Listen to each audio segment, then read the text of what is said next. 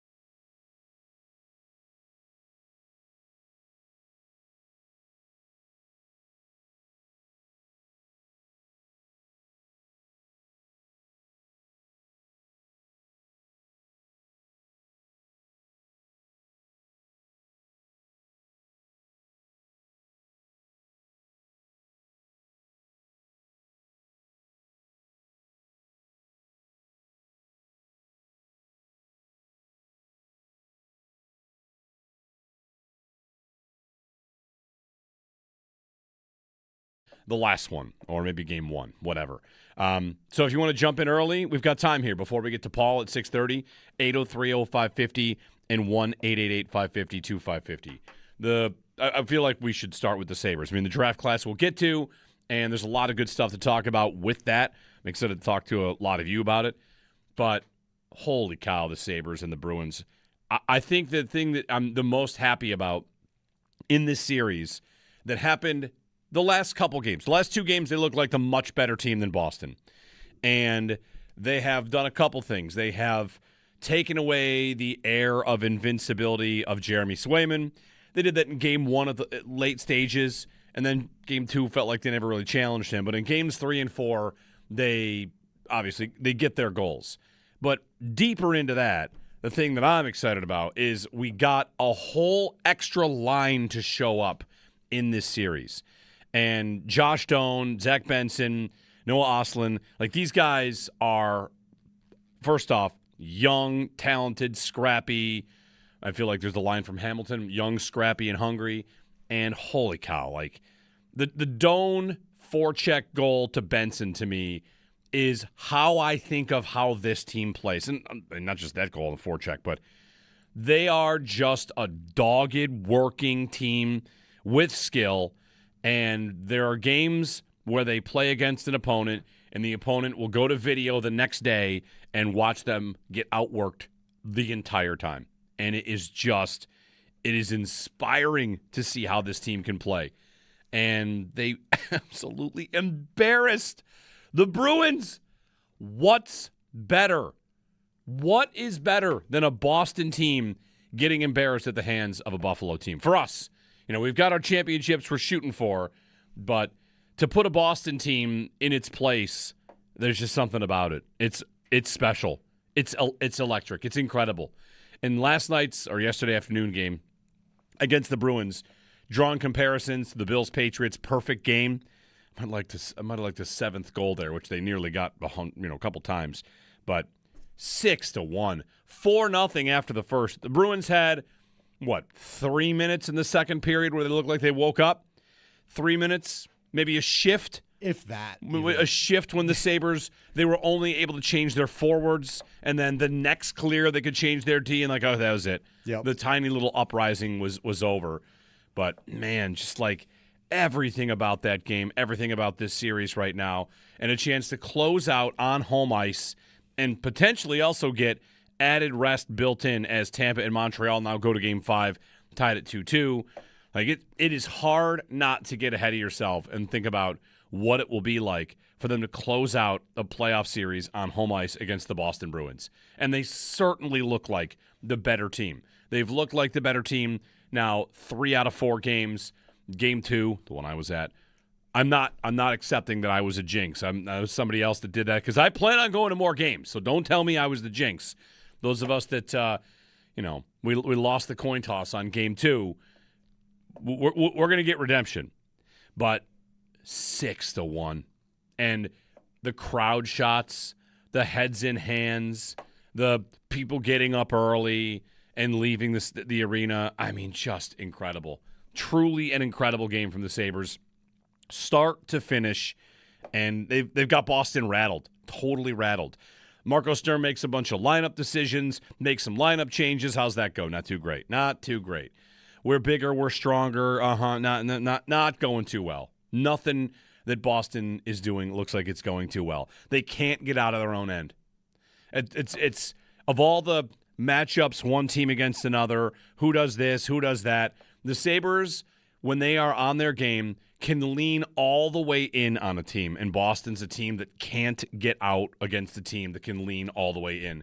So you get turnovers, you get relentless pressure, and playing their game the way they've played all year long.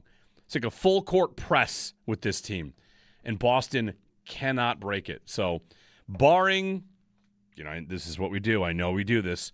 Barring a collapse, 3 straight. Are they going to lose 3 straight? I didn't even look up the last time they won 3 straight because I don't want to know, because I don't want to entertain it.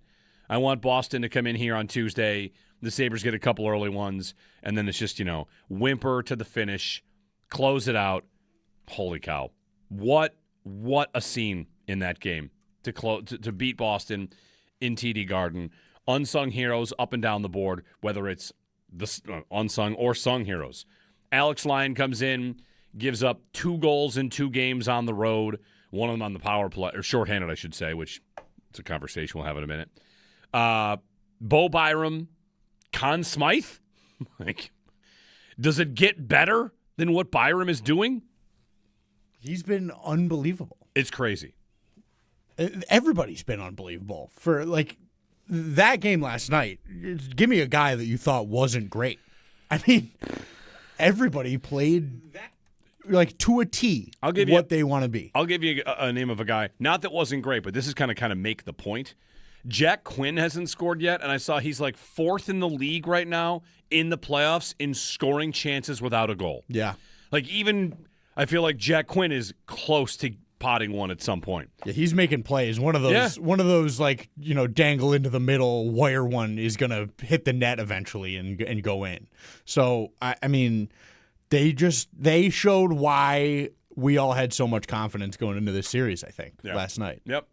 It was just, you guys, Boston cannot even come close to skating with that team if they play the way they played last night. Nope. I don't know how many teams in the league can. How many Boston forwards do you remember having the puck yesterday?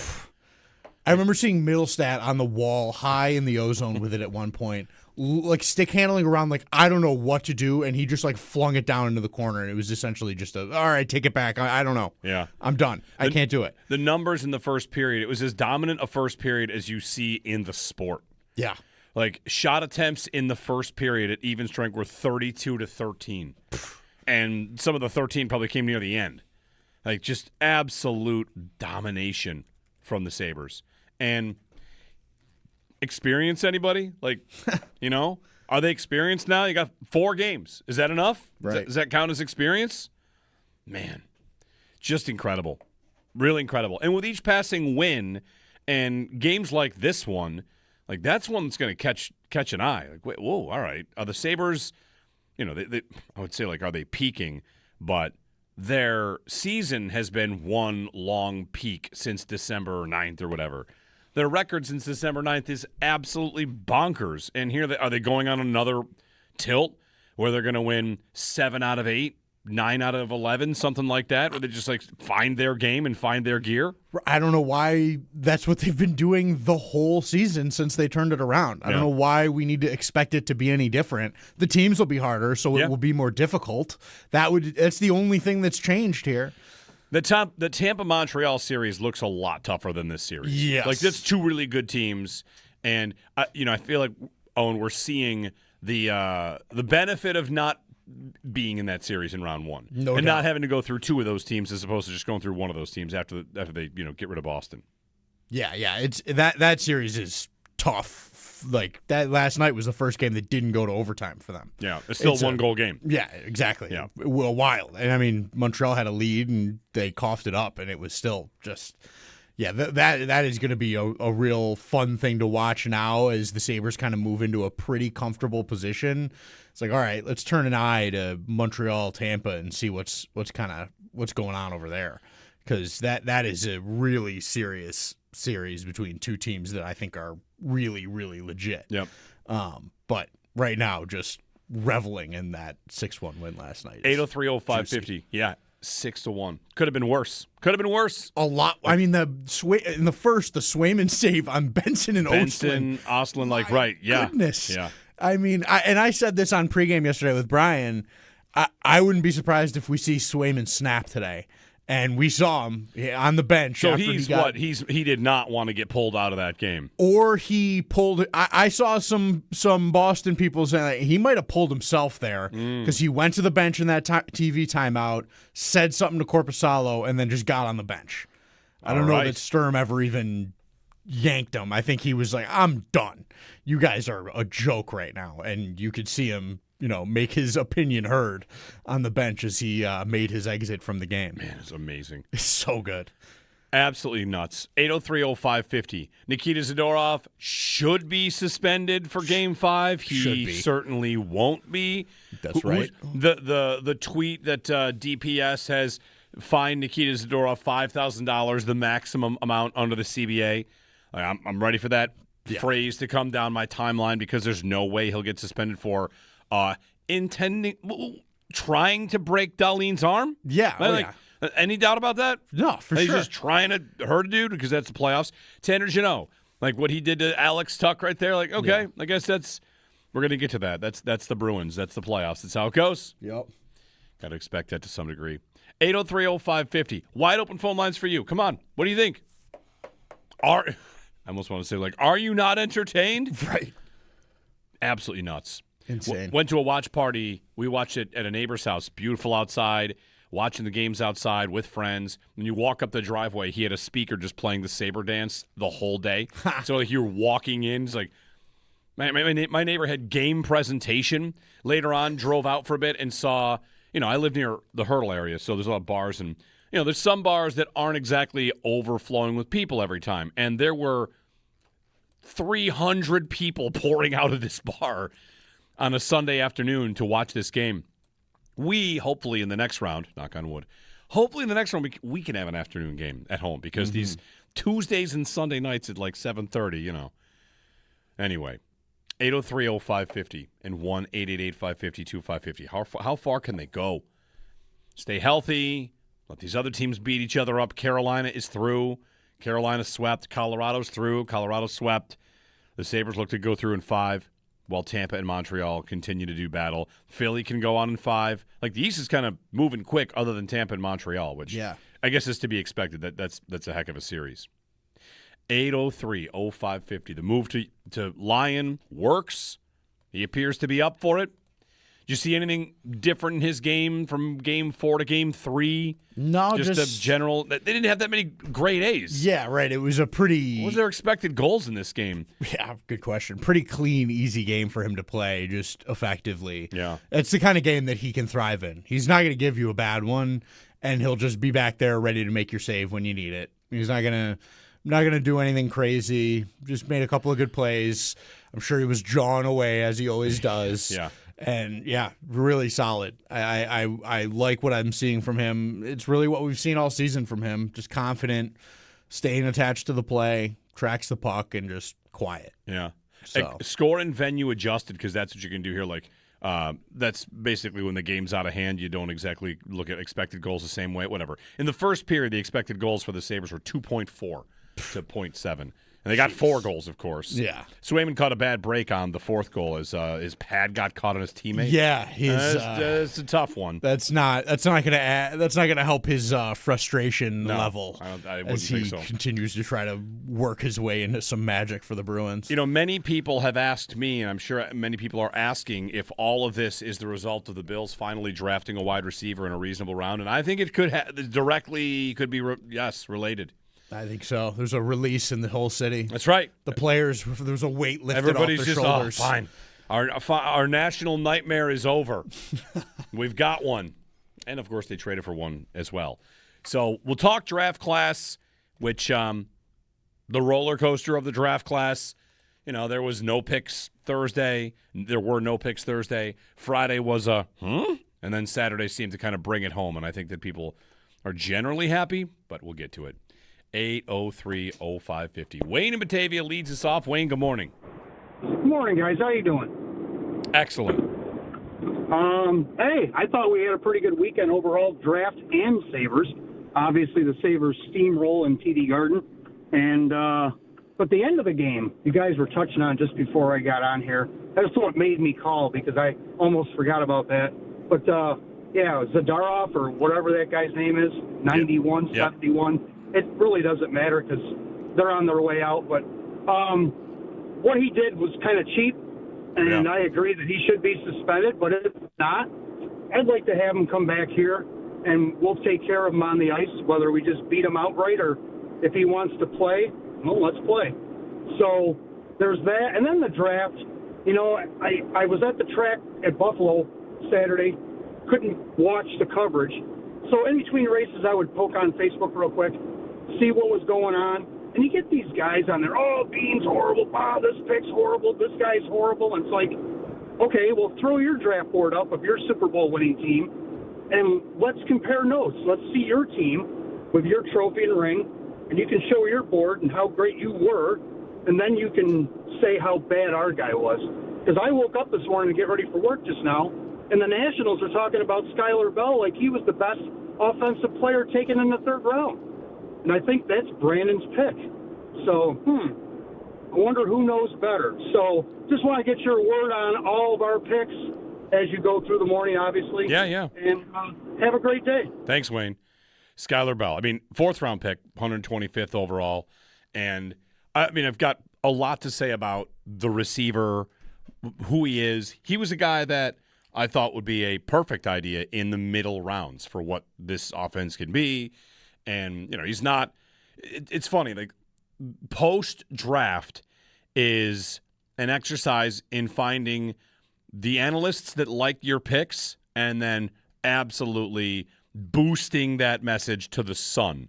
I've seen Skylar Bell is Jamar Chase light.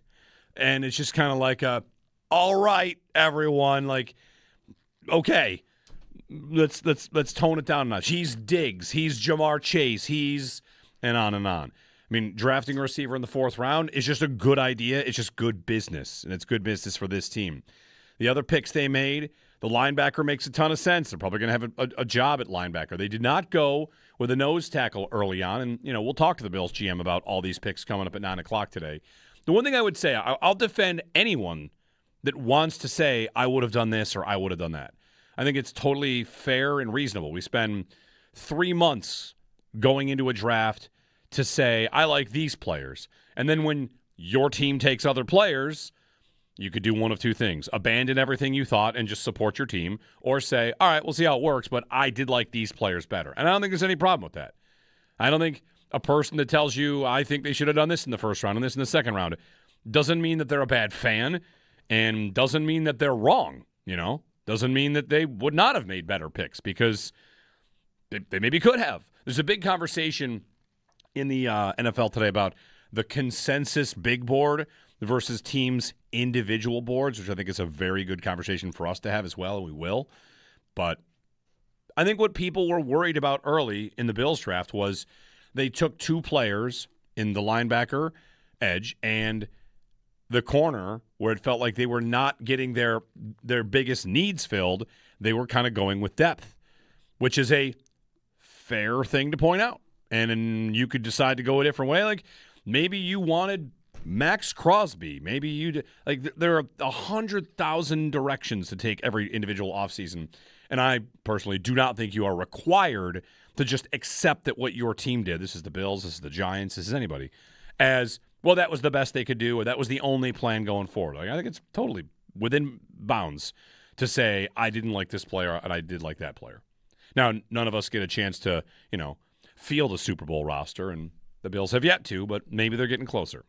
So, thanks, Wayne, for the phone call. Rich in Lakeview. Rich, what's up? What's up? Hey, good morning, guys. You know what? I think there's a Buffalo, social media guy, not the Joe Marino, that always goes back at his detractors with, guys, you need to separate drought trauma from your analysis of what's happening in the game. And I'll take it back to half a century plus of trauma.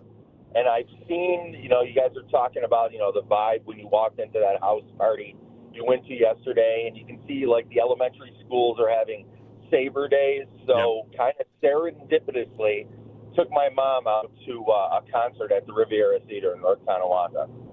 And you know how they got the organ there, and it was totally unexpected. But the crowd decked out in their best 1970s Sabre Jacks from J.C. Penney's, and not the Etsy knockoffs. Like, they were the real deal with, the tag still on it. Well, the organist gets out there, and shout out to this guy. He just starts to bump into, the odd list of organist Norm Woolen from the odd. He's playing We're Going to Win That Cup, and the crowd is singing along. And put it this way, I'm on the edge of, as Stevie Nicks would say, edge of 60.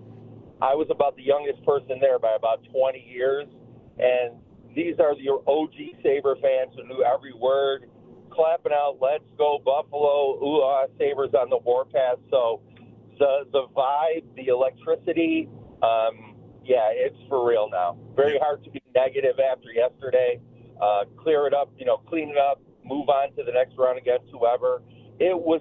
I don't want to be condescending, but it was both entertaining, cute, and inspiring to see now it bleed back into every corner of Western New York. Yeah. And I think that might be the best part of Saturday night. I'm like, damn, maybe we are here. Everybody's starting to believe now, and it's a good vibe to have on a Monday morning going to work. Yeah, thanks, Rich. I had earlier this season, before the Sabres had woken up, I had asked maybe on Twitter, I've got a text club. I asked the text club, like, would you describe yourself as someone that's a dormant volcano with regard to the Sabres, which is, it looks like there's nothing under the surface, but all it takes is the moment, and it all comes back. And that's what the area feels like to me. Whether it's, hey, all of the stores now have logos in the windows, and the Buffalo Lacrosse Swords goes over the O in the Tops logo, and the car wash is now like, oh yeah, we're the official car wash. Everybody wants a piece of what they're doing, whether it's going out to the bars, having a watch party.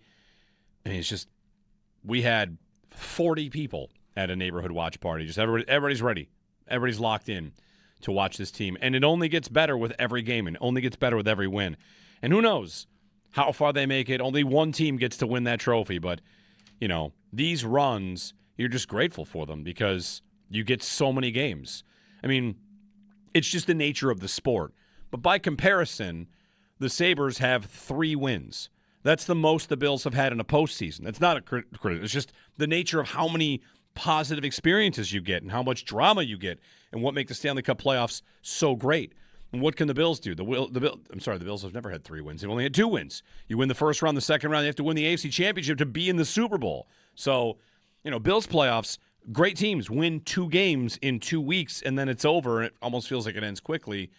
The Stanley Cup playoffs, the format, the living and dying, the roller coaster, you got to get beat 4 times. So there's frustration in there, and, there'll be other series that are going to be tougher. This one's not over. You got to win 4.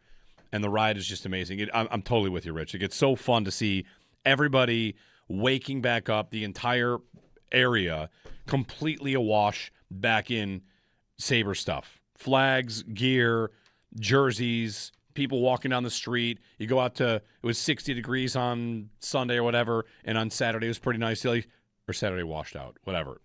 You know what I'm saying. Sabres umbrellas where it's necessary. Paul Hamilton on the other side. We'll talk with him and get your thoughts on the Sabres, get your thoughts on the draft, and dig into that as well. The offseason the Bills have had, it's nearly complete. There will be some free agents added, and it's all coming up. So Paul next, Sal at 8, Brandon Beane at 9 o'clock here on WGR.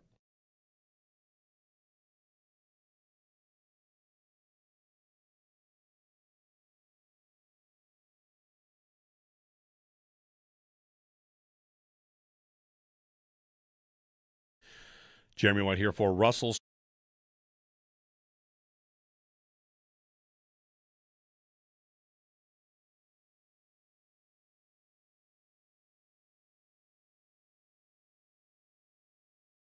Six to 1. And the crowd shots, the heads in hands, the people getting up early and leaving the arena. I mean, just incredible. Truly an incredible game from the Sabres. Start to finish, and they've got Boston rattled, totally rattled.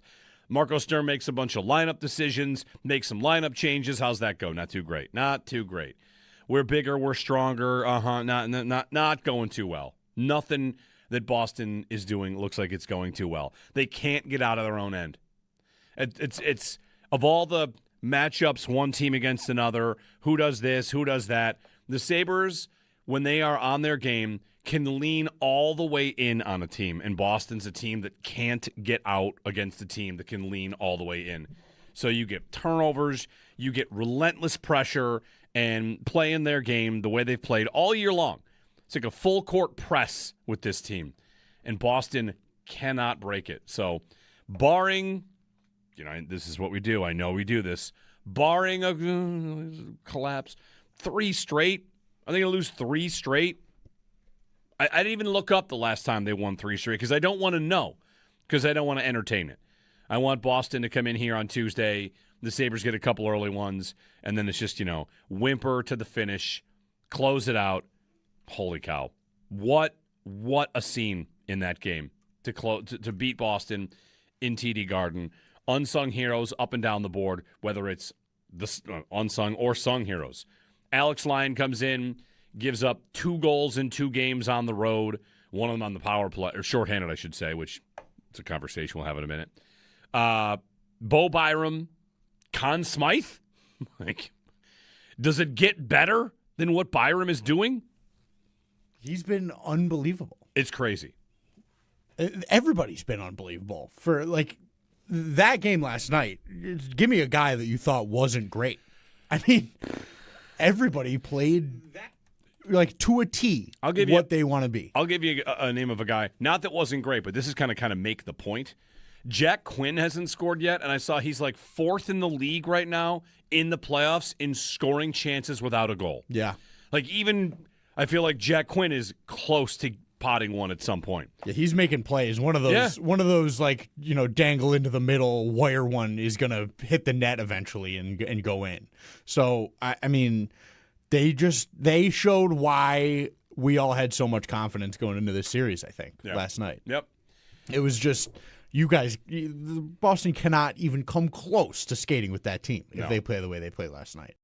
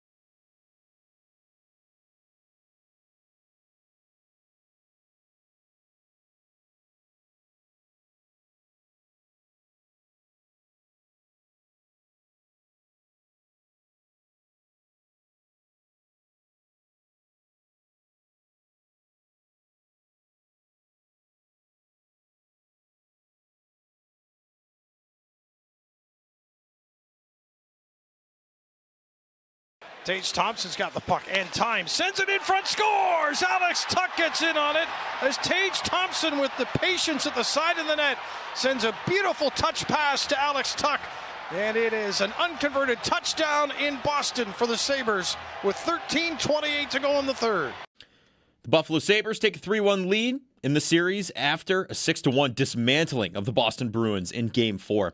Peyton Krebs, Bo Byram, Zach Benson, Beck Malenstein, Alex Tuck, and Josh Doan were the goal scorers, and Alex Lyon allowed the one goal on 24 shots against. They're back in action tomorrow night with an opportunity to put the series to bed. 7:30 puck drop set back at home at KeyBank Center. The Buffalo Bills, they made 10 selections in the NFL draft. You can find any and everything you'd like to know on said selections at WGR550.com. The Bills also invited free agent wide receiver Jermaine Burton to attend their rookie minicamp. The Bengals waived Burton in December of 2025. After a disappointing run with the team, Burton was a wide receiver prospect out of Alabama who slipped to the 2024 NFL Draft's third round. He is still just 24 years old. Looking around the NFL, former Steelers head coach Mike Tomlin said that if he is forced to make a prediction, he believes Aaron Rodgers will be the starter for the Steelers in 2026. And some free agent signings, the Titans signed USC safety Bishop Fitzgerald. The Saints signed Ohio State running back C.J. Donaldson, and the 49ers signed Tennessee defensive tackle Bryson Eason. Those are your Paddock Chevrolet sports headlines. Paddock Chevrolet, with you for the extra mile since 1935. I'm Joe Cali for Western New York's Voice of the Fan, WGR.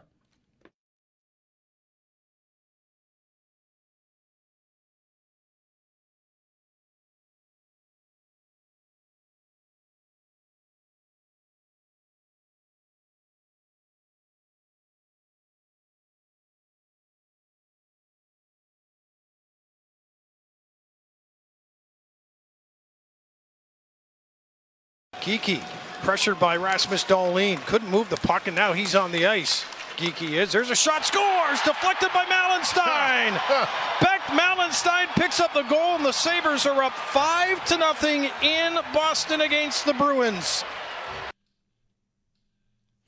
Dan Dunleavy on the call. One of the first moments of the game. For the moments in your life, go forth to Firth Jewelers. 6-1. Paul Hamilton was there at TD Garden to see it. He joined us. His appearance brought to you by Raylax Honda. Raylax, we got this. Paul, good morning. Good morning. If I could take it a step further, 9-2 in the two games in Boston. I mean, Yep. I'm not shocked they won both games. I mean, I kind of thought it would come back, 2-2, but 9-2? Really? That wasn't on my card. Yeah. Absolutely wild. I mean, right, they beat, the best home team in hockey? Aren't the Bruins the best team at home in the NHL? Best. Second best, okay. They were second. And they beat them twice. And this game, 6-1, we've all been through this. If you've watched hockey in your life, Paul, the Sabres would have done this over the years. They're the Bruins are left trying to explain how they could look so dead early in that game, right? Like they did not show up. And their goaltender ripped into him after he was pulled, and rightfully so. He had every right to. I mean, they hung him. And Charlie McAvoy after the game, ripped into the team. And, Charlie McAvoy is considered, and I think rightfully so, an elite defenseman in the National Hockey League. And I'm going to be talking about this a little bit this morning. I very rarely talk about plus minus, but it's so out of whack here. I mean, Charlie McAvoy is -4. David Pasternak is -5. Zacha is -5. Arvidsson is -4. Middlestad is -4. And Hampus Lindholm is -5. I mean, it's just crazy, the difference. And if you go over to the Sabres side, Bo Byram and Peyton Krebs are +7. Owen Power and Alex Tucker +6. And Tage Thompson is +5. I mean, that's why I bring it up. It is just so far out of whack and different. And the Pasternak started the series off like he was going to dominate the whole thing. And Buffalo finally has figured him out. Yeah. Just like Boston has figured out Rasmus Dahlin. If we're all being honest here, the Sabres are doing this without Rasmus Dahlin. He has not been himself in the least, but it's just to watch what's happened to Geeky, what's happened to Pasternak, what's happened to McAvoy. I mean, it's just the Bruins' best players are the guys who hit all the time and fight all the time. Yeah, with Pasternak, Paul, I mean, I don't know. Am I wrong? He's goal hanging all day. The Bruins' plan was to get behind the Sabres' defense, but now that the Sabres' forecheck is on its game, there's just nowhere for them to get him the puck, and it ends up looking like he's at skate and shoot, just hanging out at the blue line. And he got it twice, and it looked like he was going to take off. Matthias Samuelsson just calmly caught him, with his reach, and just calmly knocked the puck right off his stick. I mean, it was like, all right, yeah, there you go. That's how you stop that over-the-top play that the Bruins were killing them with early in the season. And, so it was frustrating him. And now he's got 8 minutes in penalties, I think, because that frustration is coming out. Paul Hamilton joining us. So the first period goes about as well as it could. Peyton Krebs scores. They get a goal from Zach Benson. They get a goal from Josh Doan. They get a goal from Bo Byram. And, Paul, game 1 and game 2, it was Thompson scored a pair, and then the Sabres scored a couple of goals late. But I was left feeling like when they went to Boston that they were going to need some secondary scoring, right? They need the Doan, Oslin, Benson, like Krebs. They need other guys other than Tage to lift them up. And to me, that's possibly the most positive development of these two games in Boston is just how dominant, how determined a lot of their secondary guys looked. Yeah, and I'm going to take goaltending out of this. I'm just going to flat out say the MVP of the Buffalo Sabres after 4 games by far is Bo Byram. He has been amazing defensively, offensively. He leads the NHL with 3 goals as a defenseman. He's second in points. He leads the whole NHL in plus-minus with 7, he and Krebs. And it just – and I think I mentioned this to you before, maybe before the playoffs started. I remember Bo Byram as a rookie playing for Colorado when they won the Cup and in the finals. Every game I was saying, look at Bo Byram. Wow. Look at the way he plays. Because out west, I saw Colorado some, but I don't see them on a nightly basis. And he just opened my eyes the way he was playing. I thought in those finals he might have been better than Makar. And here he had a really good regular season for the Sabres. I thought he was really solid. And here are the playoffs, and he has totally elevated his game to where I think he is the Sabres' best player so far. And, Tuck leads them in scoring with 6 points. He has 5. But it's not just the offense. It's getting the team up ice, getting them in transition, getting back quickly and making a defensive play, and then turning that into offense the other way. And he kills penalties. He's on the power play. Well, that hasn't gone real well. But, he kills penalties. He does everything for them. And I don't know. I don't even think it's a question who their MVP is. Yeah. I think he is far and away their MVP after 4 games. I also, Paul, he's doing all that. Like you said, he's got that experience of having won the Stanley Cup. I liked what he said after the game, which is winning the 4th one's the hardest because, whatever you make of that, here's a guy that's been through a lot. And if they need a veteran Alex Tuck could do this as well. Experience was a point made about this group. Keeping them even keel up 3-1 at home to close things out. It's going to be an emotional game on Tuesday, tomorrow night. And I like that they've got veterans that know that the job's not done, right? Like it's going to take more, and they can't afford a let up like they did in Game 2. And they have shown us that all year. And I'll take the example in Chicago when they clinched the division, and they gave them those hats, which I'm just going to say it. I kind of thought were cheesy, but whatever. I'm not here to rate hats. But I am here to rate hats, so I'll take a look at them. Yeah. Not one Sabre in the locker room wore that hat for interviews. And it wasn't because they didn't like the hat. Well, maybe it was, but it really wasn't because they didn't like the hat. I'm kidding. It was because that's not the hat they're after. And Tuck said it. He goes, great, we won the division and we're really happy. But that's not what we're after here. And I think that shows the maturity of the team that, all right, that's fine. We won, we're happy, that's great.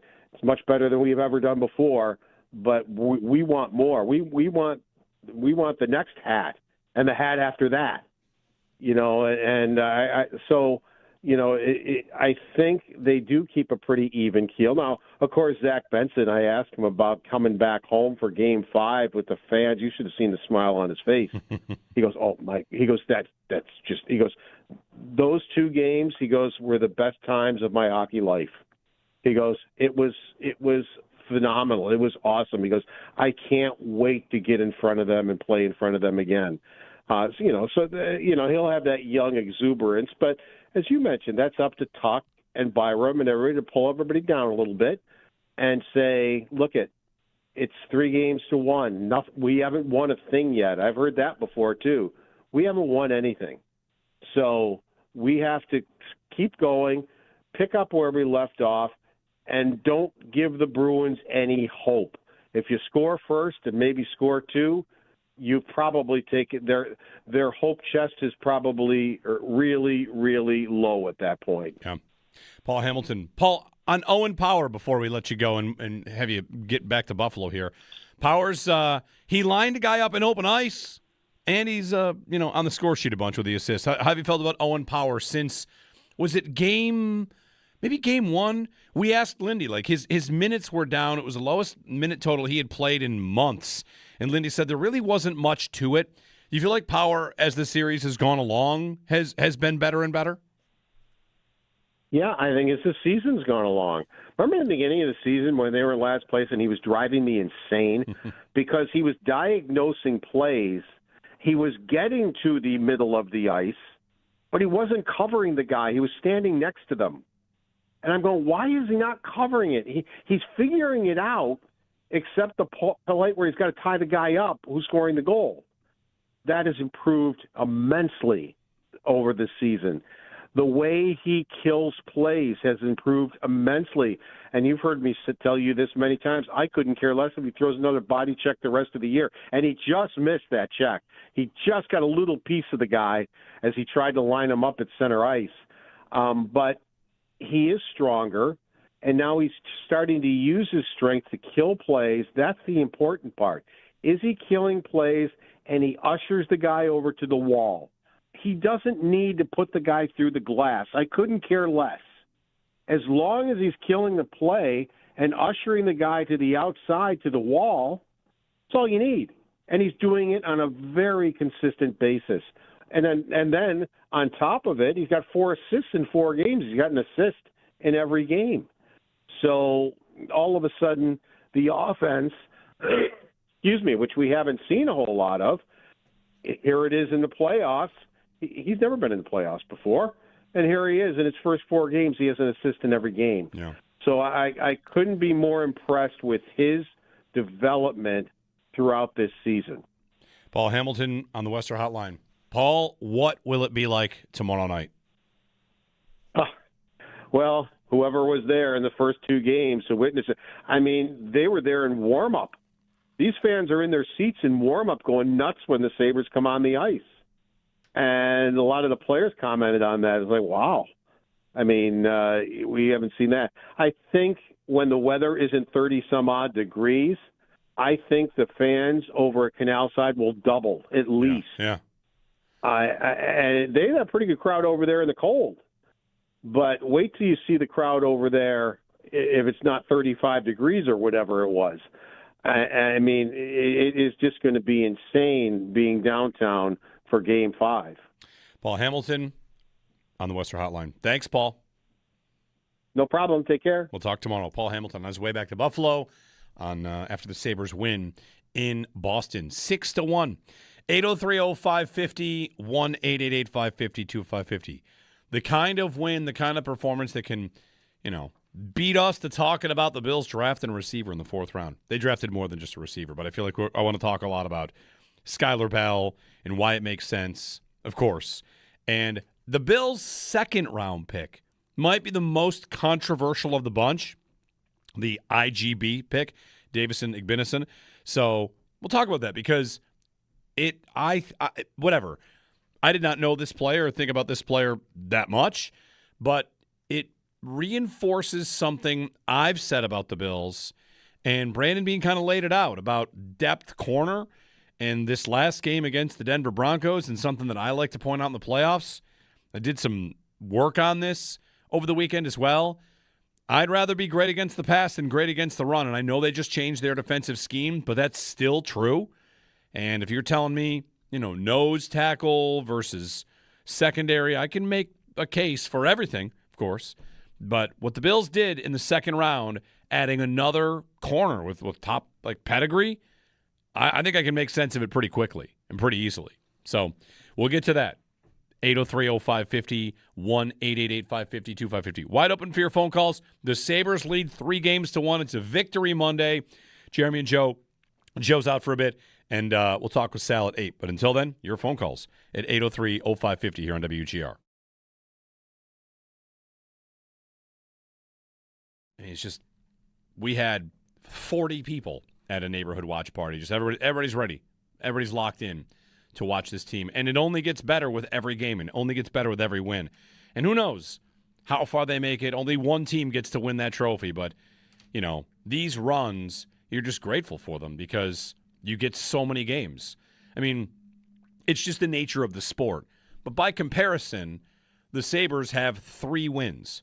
That's the most the Bills have had in a postseason. That's not a criticism. It's just the nature of how many positive experiences you get and how much drama you get and what makes the Stanley Cup playoffs so great. And what can the Bills do? The Bills have never had 3 wins. They've only had 2 wins. You win the first round, the second round, you have to win the AFC Championship to be in the Super Bowl. So, Bills playoffs, great teams win 2 games in 2 weeks, and then it's over, and it almost feels like it ends quickly.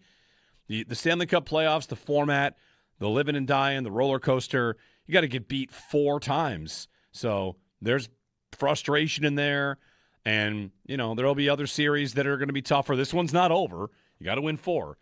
And the ride is just amazing. I'm totally with you, Rich. It gets so fun to see everybody waking back up, the entire area completely awash back in Sabre stuff.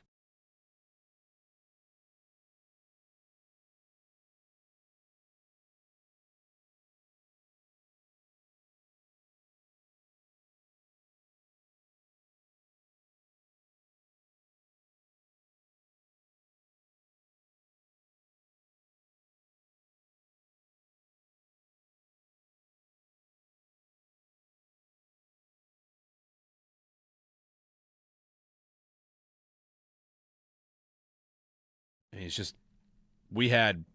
he's doing all that. Like you said, he's got that experience of having won the Stanley Cup. I liked what he said after the game, which is winning the 4th one's the hardest because, whatever you make of that, here's a guy that's been through a lot. And if they need a veteran Alex Tuck could do this as well. Experience was a point made about this group. Keeping them even keel up 3-1 at home to close things out. It's going to be an emotional game on Tuesday, tomorrow night. And I like that they've got veterans that know that the job's not done, right? Like, it's going to take more, and they can't afford a let-up like they did in Game 2. And they have shown us that all year, and I'll take the example in Chicago when they clinched the division, and they gave them those hats, which I'm just going to say it, I kind of thought were cheesy, but whatever. I'm not here to rate hats. But I am here to rate hats, so I'll take a look at them. Yeah. Not one Sabre in the locker room wore that hat for interviews. And it wasn't because they didn't like the hat. Well, maybe it was, but it really wasn't because they didn't like the hat. I'm kidding. It was because that's not the hat they're after. And Tuck said it. He goes, great, we won the division and we're really happy. But that's not what we're after here, And I think that shows the maturity of the team. That all right, that's fine. We won. We're happy. That's great. It's much better than we've ever done before. But we want more. We want the next hat and the hat after that. I think they do keep a pretty even keel. Now, of course, Zach Benson, I asked him about coming back home for Game 5 with the fans. You should have seen the smile on his face. He goes, oh, Mike. He goes, he goes, those 2 games, he goes, were the best times of my hockey life. He goes, it was phenomenal. It was awesome. He goes, I can't wait to get in front of them and play in front of them again. He'll have that young exuberance, but as you mentioned, that's up to Tuck and Byram and everybody to pull everybody down a little bit and say, look, it's 3-1. We haven't won a thing yet. I've heard that before, too. We haven't won anything. So we have to keep going, pick up where we left off, and don't give the Bruins any hope. If you score first and maybe score 2, you probably take it. Their hope chest is probably really, really low at that point.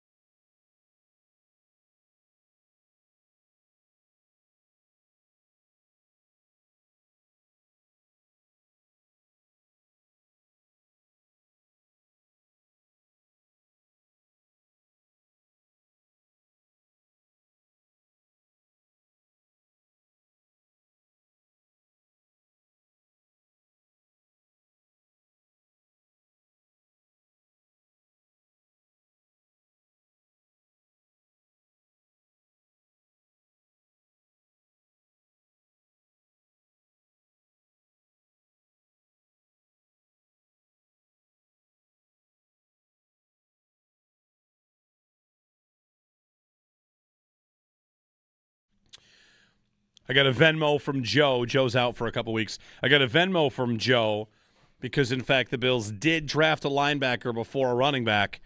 Carry over from last year. So over the weekend, I got that. Hit the old Venmo. Do I hit him for the next 10? Because we also bet that Keon Coleman would be on the team today. And Keon Coleman is on the team today. I'm hot. Talk about where Coleman fits in this new receiver room with Skylar Bell. And I want to spend some time today tempering expectations for Skylar Bell while also celebrating that he's here because I think it's exciting. So we'll do a lot of that and, of course, talk Sabres 6-1 victory Monday. We're wide open for you. Sal at 8, Brandon Beane at 9 on WGR. 6-1. And the crowd shots, the heads in hands, the people getting up early and leaving the arena. I mean, just incredible. Truly an incredible game from the Sabres. Start to finish. And they've got Boston rattled, totally rattled. Marco Sturm makes a bunch of lineup decisions, makes some lineup changes. How's that go? Not too great. Not too great. We're bigger, we're stronger. Not going too well. Nothing that Boston is doing looks like it's going too well. They can't get out of their own end. It's of all the matchups, one team against another, who does this, who does that. The Sabres, when they are on their game, can lean all the way in on a team, and Boston's a team that can't get out against a team that can lean all the way in. So you get turnovers, you get relentless pressure, and playing their game the way they've played all year long. It's like a full-court press with this team, and Boston cannot break it. So barring, this is what we do. I know we do this. Barring a collapse, 3 straight, are they going to lose 3 straight? I didn't even look up the last time they won 3 straight because I don't want to know, because I don't want to entertain it. I want Boston to come in here on Tuesday, the Sabres get a couple early ones, and then it's just, whimper to the finish, close it out. Holy cow.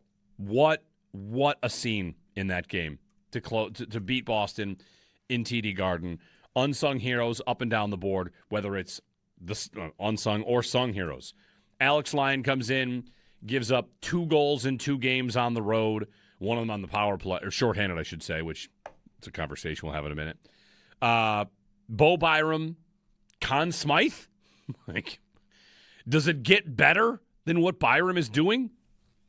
He's been unbelievable. It's crazy. Everybody's been unbelievable. For, that game last night, give me a guy that you thought wasn't great. I mean, everybody played to a T. I'll give you what they want to be. I'll give you a name of a guy. Not that wasn't great, but this is kind of make the point. Jack Quinn hasn't scored yet, and I saw he's 4th in the league right now in the playoffs in scoring chances without a goal. Yeah. Even I feel like Jack Quinn is close to potting one at some point. Yeah, he's making plays. One of those dangle into the middle wire one is going to hit the net eventually and go in. So I mean, they showed why we all had so much confidence going into this series, I think, last night. Yep. It was just Boston cannot even come close to skating with that team if they play the way they played last night.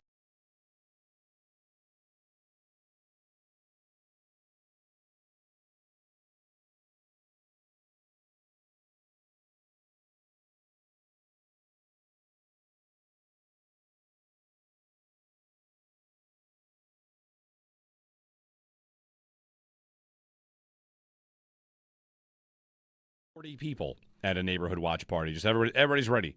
Everybody's locked in to watch this team. And it only gets better with every game and only gets better with every win. And who knows how far they make it. Only one team gets to win that trophy. But, these runs, you're just grateful for them because you get so many games. I mean, it's just the nature of the sport.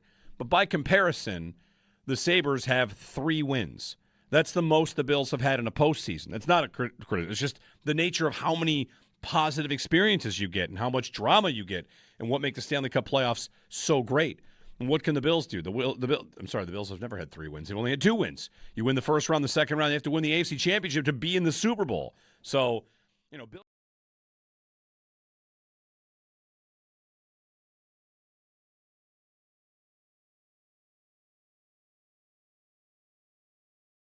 Tage Thompson's got the puck and time. Sends it in front, scores! Alex Tuck gets in on it as Tage Thompson, with the patience at the side of the net, sends a beautiful touch pass to Alex Tuck. And it is an unconverted touchdown in Boston for the Sabres with 13:28 to go in the third. The Buffalo Sabres take a 3-1 series lead after a 6-1 dismantling of the Boston Bruins in Game 4. Peyton Krebs, Bo Byram, Zach Benson, Beck Malenstein, Alex Tuck, and Josh Doan were the goal scorers, and Alex Lyon allowed the 1 goal on 24 shots against. They're back in action tomorrow night with an opportunity to put the series to bed. 7:30 puck drop set back at home at KeyBank Center. The Bills, they made 10 selections in the NFL Draft. You can find any and everything you would like to know on said selections at WGR550.com. The Bills also invited free agent wide receiver Jermaine Burton to attend their rookie minicamp. The Bengals waived Burton in December of 2025 after a disappointing run with the team. Burton, the wide receiver prospect out of Alabama, who slipped to the 2024 NFL Draft's third round. He's still just 24 years old. Looking around the NFL, former Steelers head coach Mike Tomlin said that if he's forced to make a prediction, he believes Aaron Rodgers will be the Steelers' starting quarterback in 2026. The Titans, they signed USC safety Bishop Fitzgerald. Saints, they've signed Ohio State running back C.J. Donaldson. The 49ers signed Tennessee defensive tackle Bryson Eason. Join us in the fight against cancer by riding with the WGR Ride for Roswell team on Saturday, June 27th. When you sign up, you'll get a rider gift from WGR and Tom's Pro Bike on Walden Avenue in Lancaster. Plus, at the event, stop by our table and scan the QR code for a chance to win a $1,000 gift card to Tom's Pro Bike. Visit WGR550.com for all the details. That's your Paddock Chevrolet Sports Update. Paddock Chevrolet with you for the extra mile since 1935. I'm Joe Cali for Western New York's Voice of the Fan, WGR.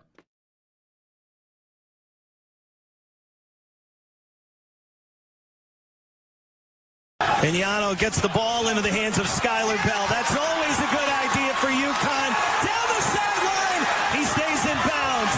Bell looking to take it back all the way. Touchdown UConn.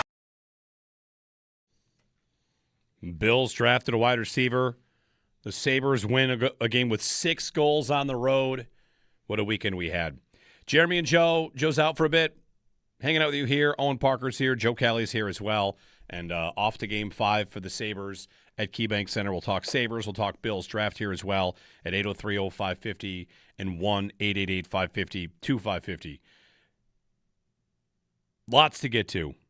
Got your receiver takes for you. I've got Skylar Bell takes. I've got holy cow, the Sabres.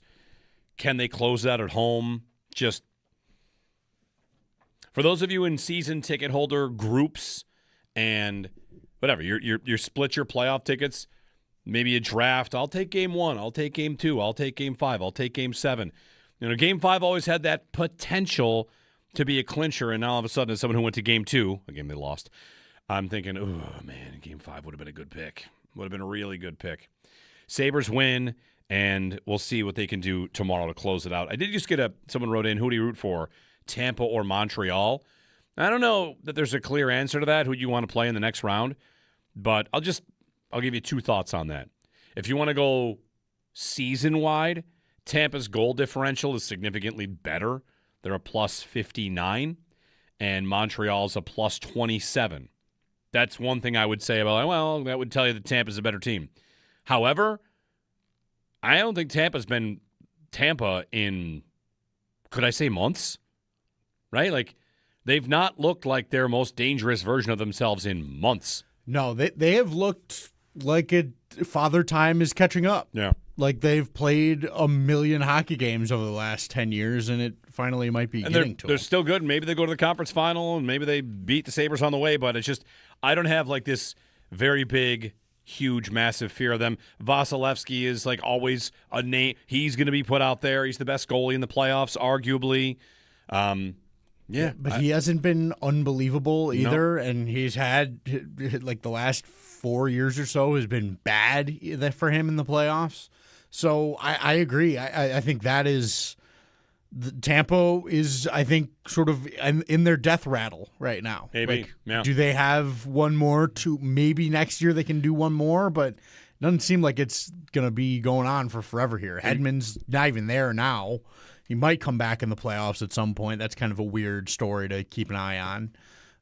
But Yeah, it seems like they're kind of sputtering a bit. Yeah, and maybe Montreal takes them out. We'll see. So I don't have a clear answer for you there.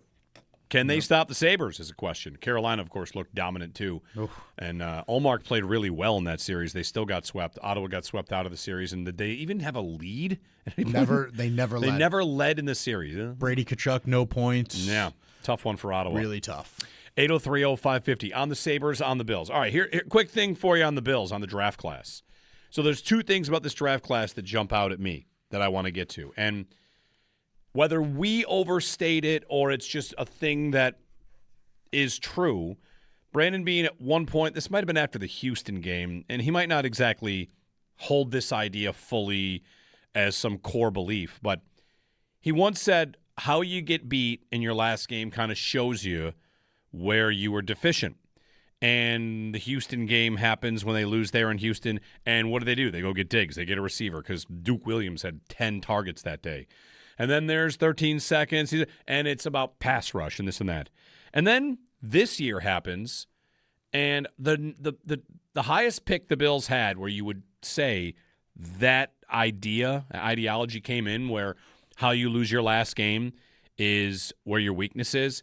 And you think about the depth they had in their defensive secondary and how whether it's Dane Jackson or Darrell Savage, right? He was in and targeted for a play. Like, they played a Broncos team that went after their weaknesses at corner because they weren't deep enough. They had lost Max Hairston, and another year they lose Christian Benford 2 years ago, and Kyer Elam comes in, and Elam, of course, was not able to come in and play effectively. Have the Bills spent the last 2 seasons thinking, boy, if we could only be really a lot deeper in the secondary, then we'd be better off. And I would just like to say, like, everyone loves to talk about stopping the run. But when you get to the postseason, you are just much more likely to need to stop a pass. It is exceedingly likely you're playing a team that can throw it. The teams that throw it well are the teams that make the playoffs and the teams that go deep. If you can run it and pass it, that's great. But the teams that throw it, who have the Bills lost to over the years in these postseasons, and why have they lost? It's not because they can't stop the run. And I even went deep into the box score of Bills-Bengals 2022 divisional game, where there seems to be a little bit of a memory that the Bengals ran all over the Bills, and it really was not that game. The Bengals had 170 yards rushing, sure. And you might say, like, oh, that proves it. But the EPA in that game, it was Burrow did what he wanted, and the Bills' offense was asleep and couldn't do anything. And here I am, like, I'm 4 years back looking at a divisional round game. I know the box score says 170 yards rushing, but the EPA, the Bengals' offense, they won it with the pass. And if they make the playoffs this year, who are they going to face? Who are they going to try and beat? It's probably going to be New England. It's probably going to be, if it's Baltimore, Kansas City, San Diego, or sorry, LA, not San Diego. But drafting a corner in the second to be a boundary corner for you when you already had those positions, I know that was a little bit of a head scratcher. But the explanation to me, I think it checks out, at least for something that I truly believe, which is I think I'd rather be deeper in the secondary than on the nose defensive tackle where they might be able to get a guy. If it's in the 5th round, the guy they draft out of Penn State, or if they snag DJ Reader away from the Giants, who is not signed yet, I don't think. I think that can make sense. And, this is also probably a draft where we are reminded they're not always trying to fill short-term problems. And I got a quote here from Howie Roseman that is, I think, pretty interesting. Like, Roseman might be the gold standard for GMs. He's got, Super Bowls, whatever. People think of him as a big-time baller that makes smart, savvy moves. He had this to say about the draft. If we went into the draft and filled every hole, we probably didn't have a good draft. And what he means by that is he doesn't go in to serve that idea that you're just filling your holes. What Roseman's idea is just do your process, get good players, and, maybe your holes are more filled in free agency or in trades. But I think the Bills did all right.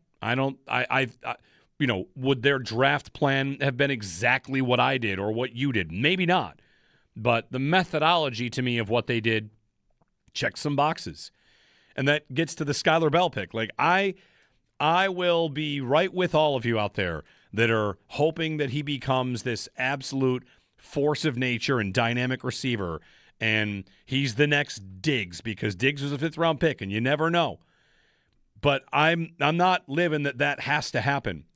Chris Trapasso, our buddy Chris Trapasso, who was on the show with the Bulldog throughout the draft season, his comps for Skylar Bell, to me, are really important to note. Some of the comps are Elijah Moore, Josh Palmer, Jaden Reed, Rashad Bateman, and on and on and on. And when I give you that list, I don't give you that list to say, oh, he's just some guy. Those guys all had skill sets. They've had different levels of success. Jaden Reed just got a big new contract with the Packers. But what do I need Skylar Bell to be for the Bills? A productive Curtis Samuel at the beginning of his career. Josh Palmer at the beginning of his career. Jaden Reed at the beginning of his career. I think one of the things that got lost in a lot of the conversation about the wide receiver, would it be great to draft a true number one? Definitely. But that's hard to do, and just drafting guys that contribute is a win. Having drafted a guy instead of signing $11 million a year for 3 years, $9 million a year for 3 years. Like, this is a way, in my opinion, to get your cap friendlier, to have better value. It's a very expensive position to live in the middle and lower class in, even when you're signing guys like Elijah Moore. The Bills, when they signed Elijah Moore, guaranteed him $2.5. Skylar Bell's salary each of the next 4 years is under $2.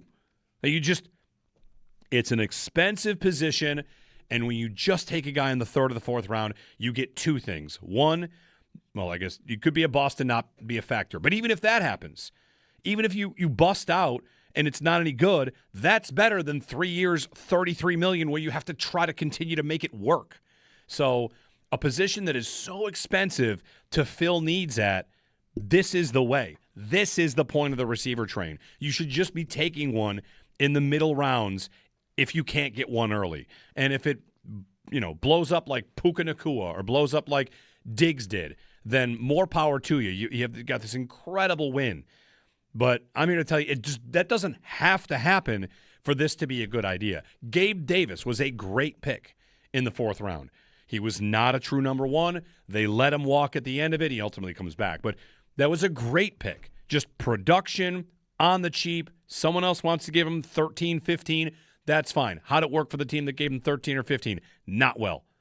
Pay the top guys, draft the middle guys and the lower guys. That's the way. So I'm thrilled about the Skylar Bell pick. It was a player that I did know coming in, had charted him as a run to the podium idea in the 4th.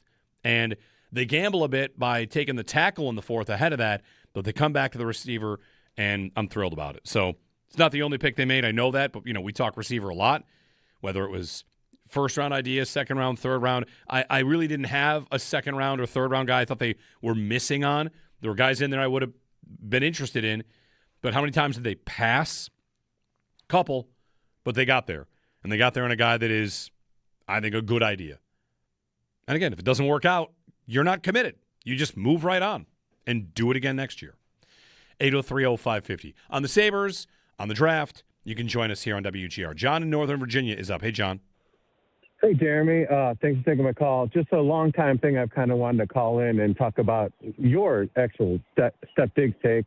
And I've heard you, and you definitely feel like that was like a great trade. And I'm with you generally on the wide receiver thing. Like we just should we should have taken 2 of them this draft.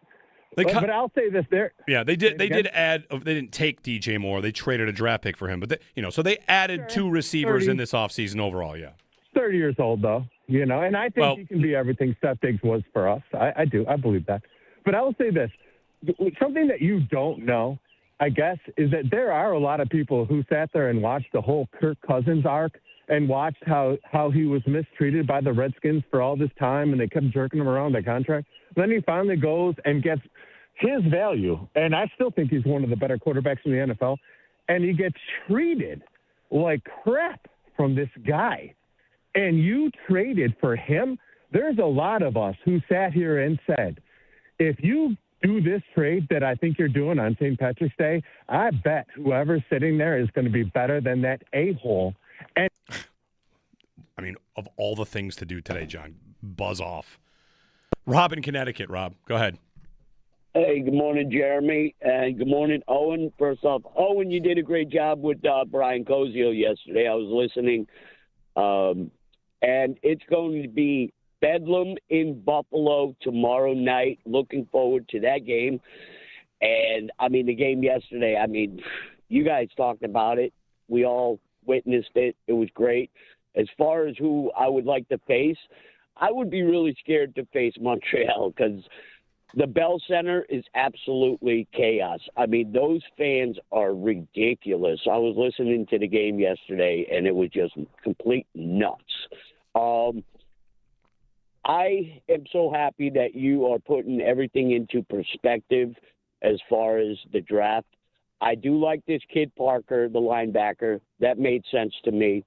But Skylar Bell, I believe, is going to be a sleeper. I'm not going to compare him to, he could be the next Diggs or he could be the next yada yada. But I'm really looking forward to seeing what this kid does. I think it's going to help. I wasn't really wowed with the draft, but you are definitely putting it into perspective. And also, I want to end it with this. At some point, you got to convince Joe Cali that he needs to watch Dead Poet Society. Because now I call him, Captain, my captain, because the other day he was on with Zach and Derek, and he hit the party horn, beep, beep, beep, beep, and he says, I'm the captain now. So now, from now on, I call Callie, Captain, my captain. Thanks, Rob. One thing about Joe Kelly, our producer, when we go out to these events, people comment on his beautiful head of hair. A lot of comments about the hair. You got the Clark Kent perfect hair. Anyway, thanks, Rob. 803-0550. Apologies to John for cutting him off. Like the language and the delivery just was not flying for me today. Like, of all the things, like we're talking about how Kirk Cousins is a great guy who's underappreciated, and Diggs is like, I'm sorry, just was not here for it today. 803-0550 and 1-888-550-2550 to join us. Zach in North Carolina. Hey, Zach. Good morning. Yeah. Good morning, guys. How are you today? Okay. Hey, I just want to call about Jermaine Burton, inviting him to minicamp. I've been an Alabama fan my whole life, and I honestly think if this kid gets his mind right, I think he could be the steal of the offseason. He's a fantastic wide receiver. Yeah, I feel like in the next couple days we'll reach out to somebody from Cincinnati to talk about it. Burton was a third-round pick. He was maybe a top 15 talent, but there are red flags about whether it's maturity or whatever. Like, I'll get the story out of Cincinnati someday this week, and it's a flyer. He's trying to find his way into the league.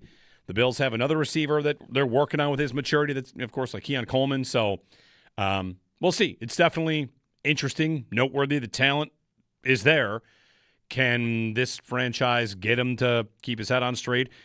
I think it's probably another player that you might say the Bills would not flirt with this if it's a Sean McDermott team. I'm not sure. That might be for better or for worse. This might be a thing that, they decide kind of quickly is not going to work. I don't know. I don't know the guy personally. I just know that his draft stock was so tanked by his own baggage. These teams do a lot of work on these guys, and sometimes they fall in a draft because of their own baggage, their own stuff, and that was Burton. But yeah, the report is he's coming in for rookie minicamp, trying to find his way. It's talent, but how much will they rely on it, or how much will they trust it? That'd be another thing. You really have to trust it. Maybe if you're a guy like Burton, you're just going to a minicamp, looking for positive reviews. You ultimately get cut, but your agent can say they liked him. It went well. They didn't have space for him. Maybe you can have him over here. Like, when you're building it back from kind of where he is, which would have been like left home off of trips. The Bengals would take a trip to a game, and he's staying home. Like, he's not going on the trip with the team. Yeah, sleep in meetings, is that one of the things? We'll get the full story on that. 803-0550 and 1-888-550-2550. Dominic is up next. Dominic, good morning. Hey, Jeremy, how you doing? Thanks for taking my call. Thanks for calling. No problem. Love to do it. But anyway, I was just calling about the Zadorov thing. Like you mentioned it earlier, and he should 100% get suspended, but, we both know he won't. Yep, $5,000 fine on the way. Yep. Yeah, I mean, they're going to do nothing pretty much. Like, it's whatever. But, you just tried to break our captain's arm, but that's fine. But anyway, my comment was basically, it's funny because, 2 minutes before that, I was like, oh, the Bruins are actually, taking this on the chin and not acting like babies. And then, he does that. Yep. And then I don't know what broadcast you were watching, but I was watching the national one, and Darren Pang said one of the most ridiculous things I've heard a broadcaster say. And I was like, oh, well, he could have hit him in the head. He wasn't even looking. He was such a sweetie pie and just tried to smash his stick and break it over his arm. Obviously that wasn't a word for word what he said, but I mean, it's just ridiculous the way they actively hate the Sabres and love big market teams. You're defending a guy. It wasn't even like there was a scrum. Beane was skating past the red line and he just broke his stick over him, and you're making excuses. I'm like, it was obscene. It was obnoxious. I don't know. That's all. These national broadcast people are just out of control. Yeah. That's all, Jeremy. Thanks for taking my call. Thanks, Dominic. Yeah, there'll be no suspension. It'll really be $5,000, right? Is that, when will that come down? 9:15 today? I don't know. Yeah, they're probably dealing with the Ridley Gregg sucker punch first, which was, we can get to that. The Ottawa Carolina game. If anybody did not see it, or if you did see it, the second period of that game. Every once in a while, you're watching a hockey game, and the thought pops into your head: somebody might die out there today. For real die. It was really nasty. It's really, crazy, yeah. really bad. The Clevin hit was what started that, and it got crazy after that. Nikishkin, if you didn't see that, it's the closest to the Umberger hit I've ever seen. It was incredible. Complete crushed the dude. Cronwall on the strong side wall. Just absolutely destroyed Nikishkin, and he left with a concussion. No doubt about it. It was tough to watch him leave the ice. It makes me sick. And that series, I guess I was surprised they were able to rein it in the third. I was too, because I felt, especially with Tkachuk on that team and that kind of identity maybe taking over, I thought that they were going to get into there was going to be 5 guys out for the rest of the year. Whatever team, it was just going to get insane. Tkachuk went out 3 shifts after that and bulldozed Taylor Hall in the corner, and it just got crazy. That bulldozing of Taylor Hall in the corner then resulted in Hall trying to put his helmet on for a full minute. Yes. He wasn't concussed. He just couldn't get it to stay on his head. He couldn't get the buckle done or whatever. Yeah, he's skate all over the ice trying to find his helmet. Yeah, that was tough. But yeah, the Gregg, that's a whole other thing. But the Ridley Gregg, so if you didn't see this, you got 2 players tied up, and Ridley Gregg comes over and uppercuts the Canes player in the guts. Right. Gloved punch while he's tied up. What should the suspension be there? A year. Yeah, you shouldn't get to play. It should be really big. It'll be 3 games to start next year. Right. It'll be exactly. He'll miss some preseason. Yeah. And when Carolina and Ottawa play, I'm guessing that they're going to come for him. They're going to come to him and Clevin, probably both. Totally scum stuff there. From from the Senators, I should say. It's the grossest thing you could do in the game. Oh, and Zadorov doing what he did is a close second. I mean, you watch the slow-mo, Zadorov is in the air as he jumps into the air to cross-check him, to cross-check Jalin and break that stick, and then throws a haymaker over the top too. And what a job. I thought there were a handful of times yesterday that Greenway, I'm thinking of, the Sabres were just getting assaulted on the ice. Greenway got punched in the back of the head, no penalty, and all right, we got to just take this. I'm just going to eat these shots. And I was really impressed with their composure, especially Darlene, because he can run hot, in that moment to go all right, I know that was horrible, but we'll get you back. I mean, and we're getting you. We're up 5 or whatever. It was 4-1 at that point, I think.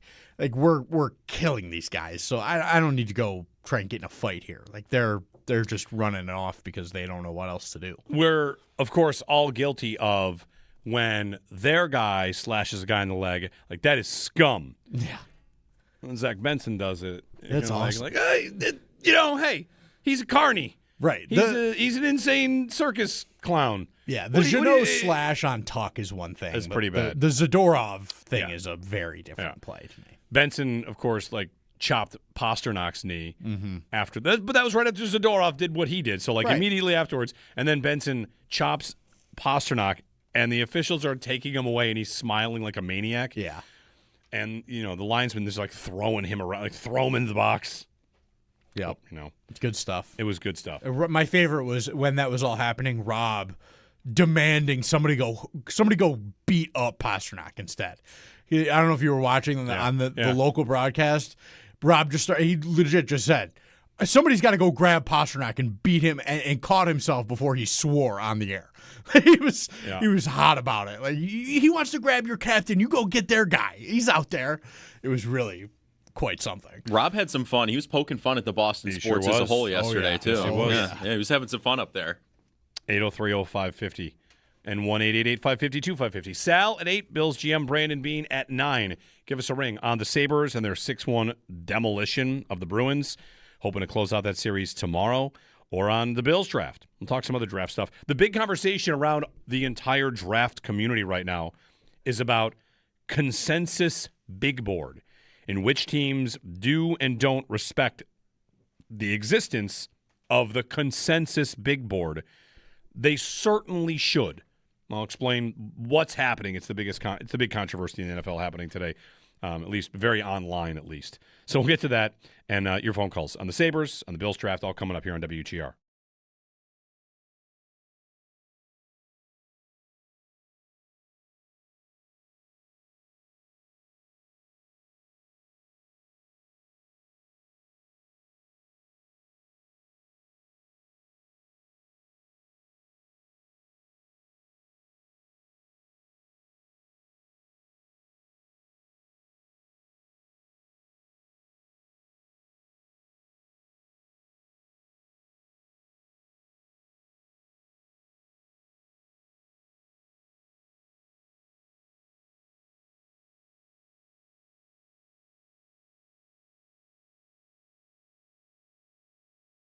Brandon Beane at one point, this might have been after the Houston game, and he might not exactly hold this idea fully as some core belief, but he once said, how you get beat in your last game kind of shows you where you were deficient. And the Houston game happens when they lose there in Houston, and what do? They go get Diggs. They get a receiver because Duke Williams had 10 targets that day. And then there's 13 seconds, and it's about pass rush and this and that. And then this year happens, and the highest pick the Bills had, where you would say that ideology came in, where how you lose your last game is where your weakness is. And you think about the depth they had in their defensive secondary, and how whether it's Dane Jackson or Darrell Savage, right? He was in and targeted for a play. Like, they played a Broncos team that went after their weaknesses at corner because they weren't deep enough. They had lost Max Hairston, and another year they lose Christian Benford 2 years ago, and Kyer Elam comes in, and Elam, of course, was not able to come in and play effectively. Have the Bills spent the last 2 seasons thinking, boy, if we could only be really a lot deeper in the secondary, then we'd be better off. And I would just like to say, like, everyone loves to talk about stopping the run and stopping the run. But when you get to the postseason, you are just much more likely to need to stop a pass. It is exceedingly likely you're playing a team that can throw it. The teams that throw it well are the teams that make the playoffs, and the teams that go deep. If you can run it and pass it, that's great. But the teams that throw it, who have the Bills lost to over the years in these postseasons, and why have they lost? It's not because they can't stop the run. And I even went deep into the box score of Bills-Bengals 2022 divisional game, where there seems to be a little bit of a memory that the Bengals ran all over the Bills, and it really was not that game. The Bengals had 170 yards rushing, sure. And you might say, like, oh, that proves it. But the EPA in that game, it was Burrow did what he wanted, and the Bills' offense was asleep and couldn't do anything. And here I am, like, I'm 4 years back looking at a divisional round game. I know the box score says 170 yards rushing, but the EPA, the Bengals' offense, they won it with the pass. And if they make the playoffs this year, who are they going to face? Who are they going to try and beat? It's probably going to be New England. It's probably going to be, if it's Baltimore, Kansas City, San Diego, or sorry, LA, not San Diego.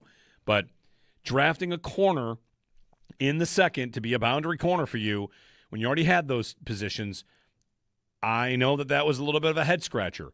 But the explanation to me, I think it checks out, at least for something that I truly believe, which is I think I'd rather be deeper in the secondary than on the nose defensive tackle where they might be able to get a guy.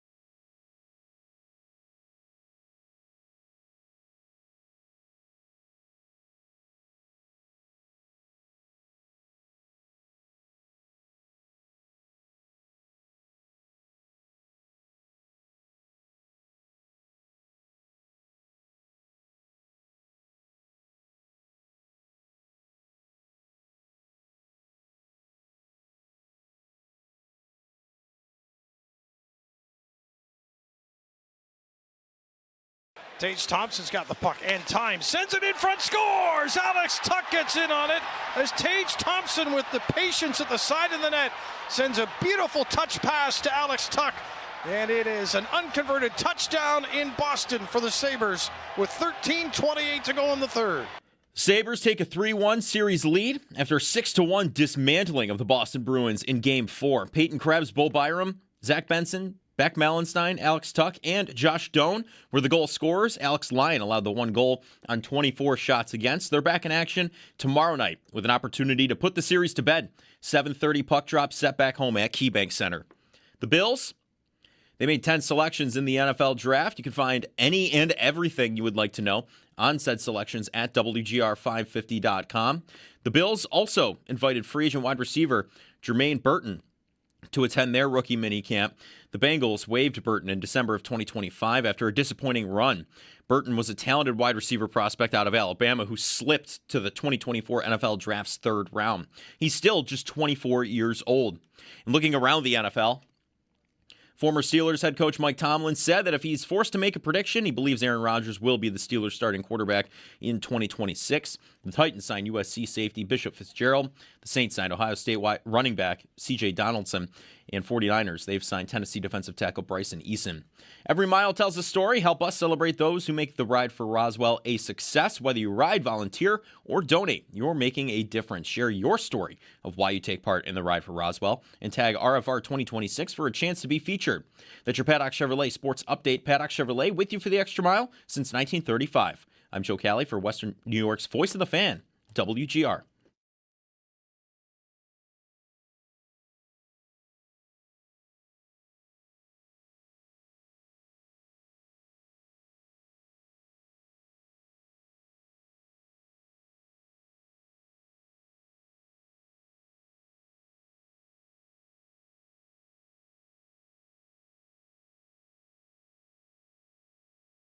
Corrali had overlapped on the right side with him. Chanot trying to go that way. He does. Lindholm creeps in with a shot. Stopped by Lyon. And the rebound to Zucker. One of your Firth moments of the game brought to you by Firth Jewelers. For the moments in your life, go forth to Firth. Alex Lyon in net for back-to-back wins. Andrew Raycroft, former Bruins and Leafs goaltender and anything else. Former Calder winner, right? Didn't Andrew Raycroft win the Calder Trophy? I think he did. Took a bunch of shots at Alex Lyon, calling him a backup goalie And, he's, doing the Boston thing. I heard you and Brian talking about this on the pregame show, Owen. And the thing I found most interesting was Raycroft would have crossed paths with Lyon when they were in Florida, I think, right? He said, I didn't like him in Florida. Yeah. He's a weird guy. Yada, yada, all that. The strange thing to me was a guy admitting he didn't like a teammate. Like a goalie mate, too, which you just don't hear that a lot. That's true. Yeah, you don't. But it happens. I don't want to say all the time. Sure, but I would imagine regularly, that guys don't like each other. Especially in that position where it's you're competing against that guy directly. It's, there's not many positions exactly like that. Like with forwards, you've got a bunch of other guys playing the same position. You're all competing against each other. So there's not that sort of directed, well, I'm going against you sort of feeling. And that definitely happens with goaltenders. Yeah, it's just lame stuff from Raycroft, just playing up the most Boston media thing that could happen. I think like he's just being picky and mean for no reason. I'm waiting for the Sabres to close out the series and then Lyon to take a shot about being a backup goaltender or something. Yeah. So Lyon, he is weird, but I love him. I think he is really interesting to listen to talk. I think he's super introspective and smart. And I think he just that's a thing that he likes in a game, is to feel that sort of energy. There's an adrenaline that comes with talking like that. And I think he knows that helps him, so he does it. I don't think there's anything wrong with it. There's a bunch of guys that do that. I just want it. I want them to win this series, and then I want Alex Lyon to take his shot because Andrew Raycroft never won a series. Yes. That would be awesome. So go ahead and take your shot. Yeah. 803-0550. Back to your calls in a minute, whether it's the Sabres, their win, the playoffs, or it's the Bills and their draft class. We'll talk about it with Sal coming up at 8 o'clock. I want to lay out a quick thing if maybe you're paying attention to this, maybe not, but the biggest draft fallout where whether it's an insider or draft prognosticator or even personnel person in the league, John Lynch of the Niners was asked about this, about the consensus big board, which there might not be one consensus big board, but listen, when we get through the draft and the whole draft process, you've got your general idea about where guys are supposed to go. And over the last 4 or 5 years, there are a couple teams that fall outside of the consensus big board. Usually, it kind of falls in, right? You watch the draft. How come everybody knew who was going to go in the first and the second and the third and the fourth with reasonable accuracy? And John Lynch was asked about it and, of course, scoffed at the idea of, our board is all that matters. Jacksonville also had a draft where they went way off the board of the consensus board for guys that they want.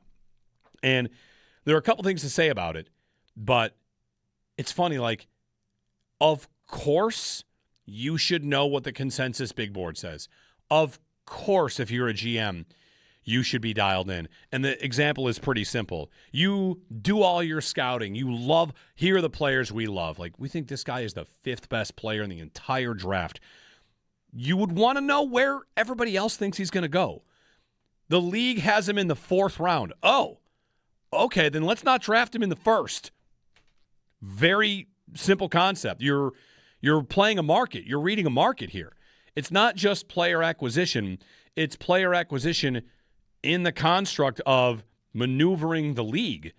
The Bills traded up and down a bunch of times, and the Bills did not go off of the consensus big board very far. They got pretty good value for these players. If they love Skylar Bell, for example, right? They love him. They might have taken him at the 3rd round if they had a 3rd-round pick, but they see the consensus big board. He looks like a 3rd or a 4th. Okay, we might be able to gamble. We might be able to wait. That's how it works. And for any NFL team or GM, or even I've seen, people that cover the draft, the media could never know as much about these players as the scouts. That's not the claim. What the media does is blends all of the teams, all the intel, all the mock drafts, and those mock drafts are super useful to these teams because you want to make sure you're not overpaying for a player you could get 100 picks later. I think it's elementary stuff, and if you are San Francisco or Jacksonville in this draft, you might have had a great draft and get great players out of it. But if you'd listen to the consensus big board, you might have had even another good player because you could wait. You didn't overdraft a guy by 100 picks. So Of course you should want that information. 803-0550. Tim in Rochester. Hey, Tim. Hey, good morning, guys. How are you? Good, Tim. What's up? Good, good. Listen, earlier you had mentioned who would you rather see, Tampa or Montreal, and I was just thinking last night, if Buffalo closes it out on Tuesday, there's a real good chance that maybe Tampa and Montreal go to 7 games, and they're beating each other up. So that's going to give, Buffalo almost six days off in between the series? Could be. To rest up and get ready? Yep, could be. So, go Sabres. Go Sabres. Yeah. When will we know the schedule for round 2? Not for a while, probably. I mean, you're going to need the entire East to be done before you get it, probably. The way they made you wait for the first round, it might be the night before round 2 starts. Like, oh, you're playing tomorrow. Tampa or Montreal? A Montreal series would be dynamic, I think. And a Tampa series could be as well. And, of course, this year, if you watch Sabres games, especially the latter half of the year, if you went to either one of those Tampa games, those were playoff previews. Those were ratcheted up in a lot of ways. And I think Tampa, are they dirtier than Montreal?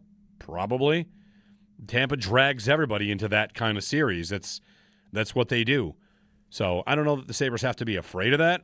Whoever makes it out of that series, presuming the Sabres do as well, it's an upgrade in caliber of opponent. Which one looks better as a hockey matchup? I don't know. It feels like to me it's the 2 games that the Sabres are capable of playing in a lot of ways. Like Tampa is that sort of a little slower but still really detail-oriented, sort of hard, lots of hitting, going to be heavy. And Montreal is the opened-up offensive back-and-forth thing. Yeah. And the Sabres have shown the ability to win both those games this season. So I think you're choosing between which game are you more comfortable in them winning. And I think there's a debate that you could say either way, that you like them in a tight game where they've got to play physical and heavy because they're big and they're strong and they have shown an ability to defend really well, but they're also, dynamic and really fun, and they could thrive in a series where chances are, out there to be had. So I think it is a super fun philosophical question about what you think this Sabres team is at their best doing. 803-0550 and 1-888-550-2550 tomorrow night. Who's going to bang the drum? Oof. Ooh. Joe's got a move to make. We'll do it a little later, maybe tomorrow. But Joe Kelly has a drum banger to pick up. Josh Allen is off the board because he got picked. How about the Bills draft class? No, they're going to go Sabres. Yeah. I think is it going to be Brad May? It feels like elimination game Brad May would make sense. Right? Yes. Right. Eliminate the Bruins. Yeah. They got to get a Sabres legend in there. For sure. Like an actual Sabres legend. It feels like it's Miller, Palm. It's somebody from the old days. Yep. Yeah. I did see, Boston lives in our heads because of how they are the origin story for the drought on some level. When Lucci trucks Miller and the Sabres decide we got to be tough, and they, get rid of a lot of skill and decide to be hard to play against, and they're not that hard to play against. And then, they tank and, on and on and on. And Zadorov is like front and center in that. He's the draft pick, one of the 2 with Ristolainen. Yep. What the Sabres did to the Bruins yesterday afternoon, if they do that again in Game 5, how drastic is Boston's reaction about it? There was a thought. I watched a Boston post-game, YouTube, and the guy was already on them about how they have to do a rebuild. They tried to retool instead of rebuild. And this is the evidence that you shouldn't do that you should go all the way to a rebuild. And I wonder if the Sabres, first off, they have to win on Tuesday night. But if they really put it to Boston in Game 5 and it's you lost in your series 4-1 and you weren't competitive. Sure, you won Game 2 because the Sabres were asleep, but I wonder how drastic the reaction could be for the Bruins. I think if they really dominate again and it's sort of offensively impressive, I think you have to accept as the Bruins, we just don't have the guys. Yeah. We just don't have guys that can do this. And how do you get guys that do this? You got to lose a lot, and you got to tank probably and pick guys more like Higgins and hope that they all pan out pretty much. So I think it's a big question mark for Boston going into the offseason. 803-0550 and 1-888-552-550. Give us a ring. Sal, top of the hour. Brandon Beane, the Bills general manager, joins me at 9 o'clock here on WGR.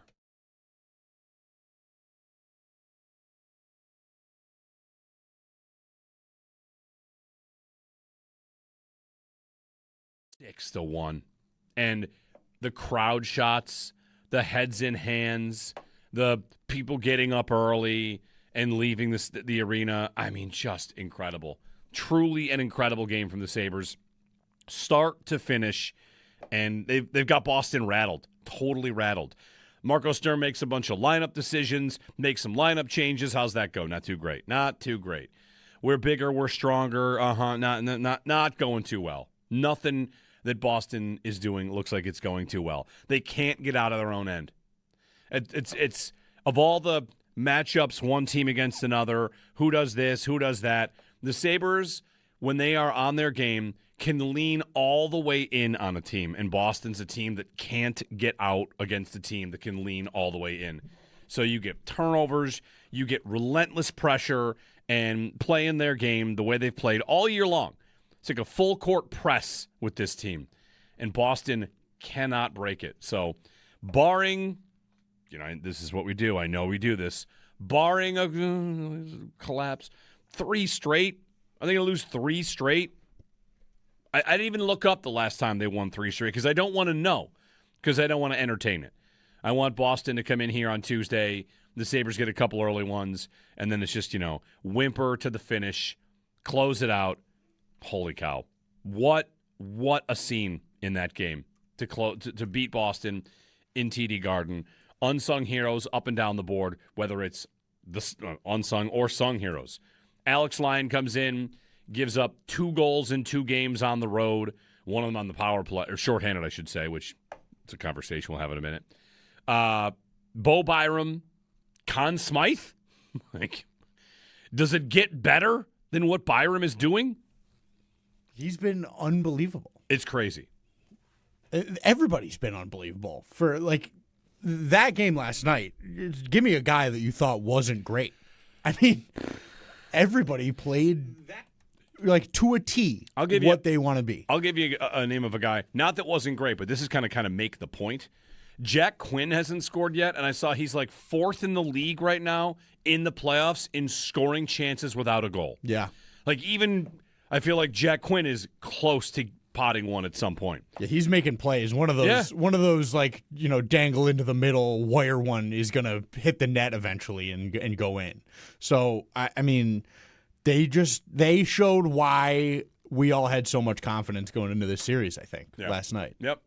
It was just Boston cannot even come close to skating with that team if they play the way they played last night.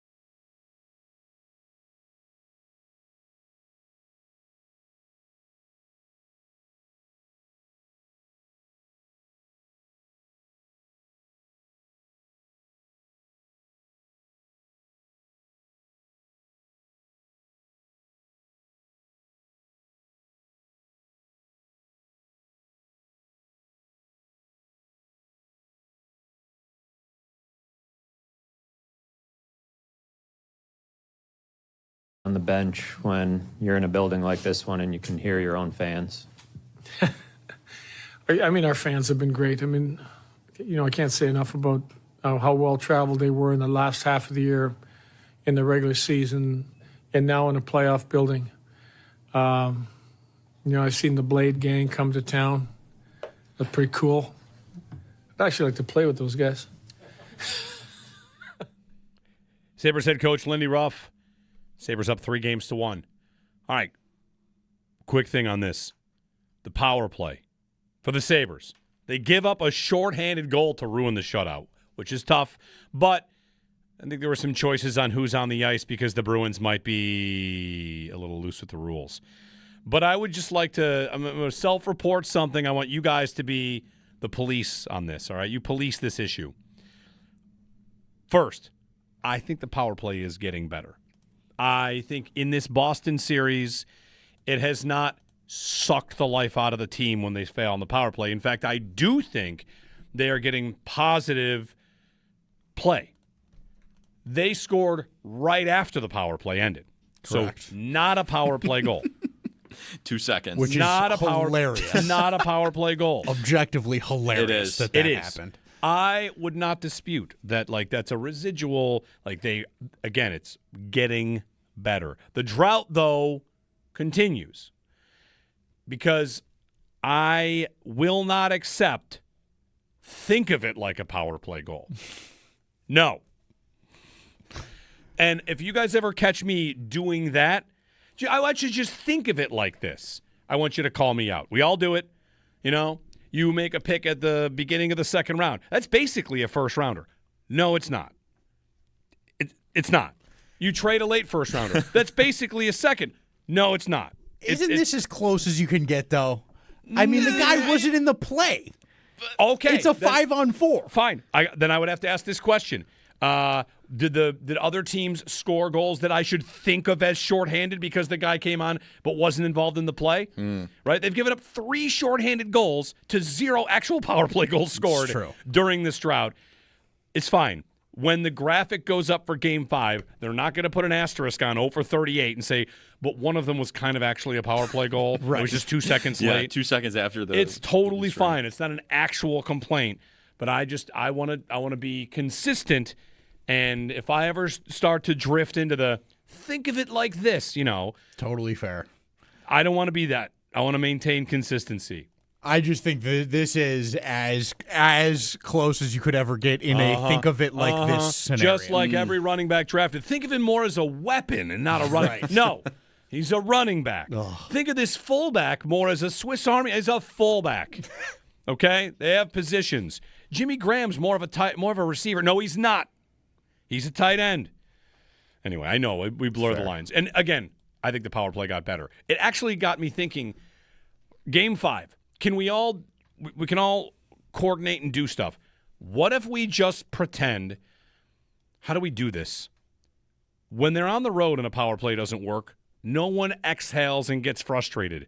Should we all just agree, hey, listen, nobody get bothered if the power play does not work at home. No booing of the power play. No groaning if an entry pass doesn't work or a drop pass doesn't. We kind of all have to treat power plays like they're on the road.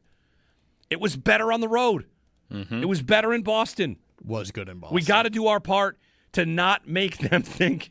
It's like the anti-shoot on the power play. You got to cheer after it. In fact, doesn't happen. It's just like, hey, you guys do whatever you got to do. No pressure here. No complaints from us. We're cool. Do your thing. It's fine. We get it. Didn't work. No hate. They've earned that from us. Maybe. The laugh that non-power play goal got, where I was at watching the game yesterday, the entire bar just erupted in laughter. Not a power play goal. So good. All right, 803-0550. I'm sure that Jeremy Swayman would like to think of a couple of those shots as saved, but they weren't. 6-1, Sabres win. They're up 3-1 in the series. We're going to dig into the Bills draft with Sal on the other side. Get more of your phone calls as well. 803-0550. The Bills draft, 10 players added. 9 of the 10 selections were traded up or down before they actually made the pick. We'll have a trivia question 5 years from now. The only player that they didn't pick via trade, up or down.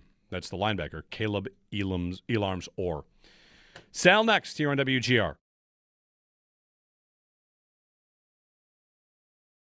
Well, he's doing all that. Like you said, he's got that experience of having won the Stanley Cup.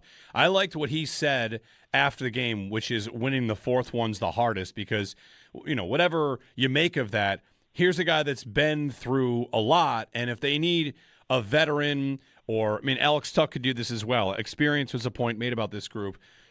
Keeping them even keel up 3-1 at home to close things out. It's going to be an emotional game on Tuesday, tomorrow night. And I like that they've got veterans that know that the job's not done, right? Like it's going to take more, and they can't afford a let up like they did in Game 2. And they have shown us that all year. And I'll take the example in Chicago when they clinched the division, and they gave them those hats, which I'm just going to say it. I kind of thought were cheesy, but whatever. I'm not here to rate hats. But I am here to rate hats, so I'll take a look at them. Yeah. Not one Sabre in the locker room wore that hat for interviews. And it wasn't because they didn't like the hat. Well, maybe it was, but it really wasn't because they didn't like the hat. I'm kidding. It was because that's not the hat they're after. And Tuck said it. He goes, great, we won the division and we're really happy. But that's not what we're after here. And I think that shows the maturity of the team that, all right, that's fine. We won. We're happy. That's great. It's much better than we've ever done before, but we want more. We want the next hat and the hat after that, I think they do keep a pretty even keel. Now, of course, Zach Benson, I asked him about coming back home for Game 5 with the fans. You should have seen the smile on his face. He goes, oh, Mike. He goes, he goes, those two games, he goes, were the best times of my hockey life. He goes, it was phenomenal. It was awesome. He goes, I can't wait to get in front of them and play in front of them again. He'll have that young exuberance, but as you mentioned, that's up to Tuck and Byram and everybody to pull everybody down a little bit and say, look, it's 3-1. We haven't won a thing yet. I've heard that before, too. We haven't won anything.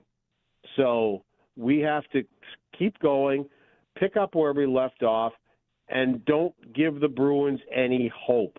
If you score first and maybe score two, you probably take it. Their hope chest is probably really, really low at that point.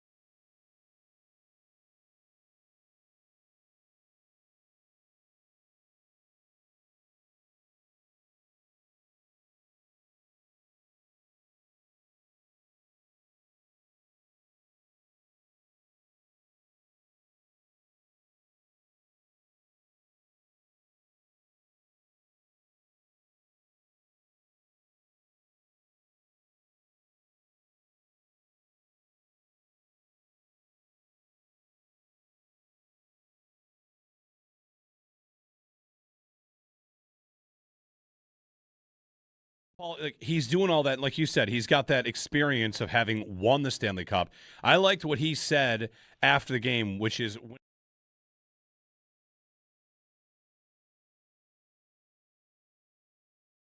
Tage Thompson's got the puck and time. Sends it in front, scores! Alex Tuck gets in on it as Tage Thompson, with the patience at the side of the net, sends a beautiful touch pass to Alex Tuck. And it is an unconverted touchdown in Boston for the Sabres with 13:28 to go in the third.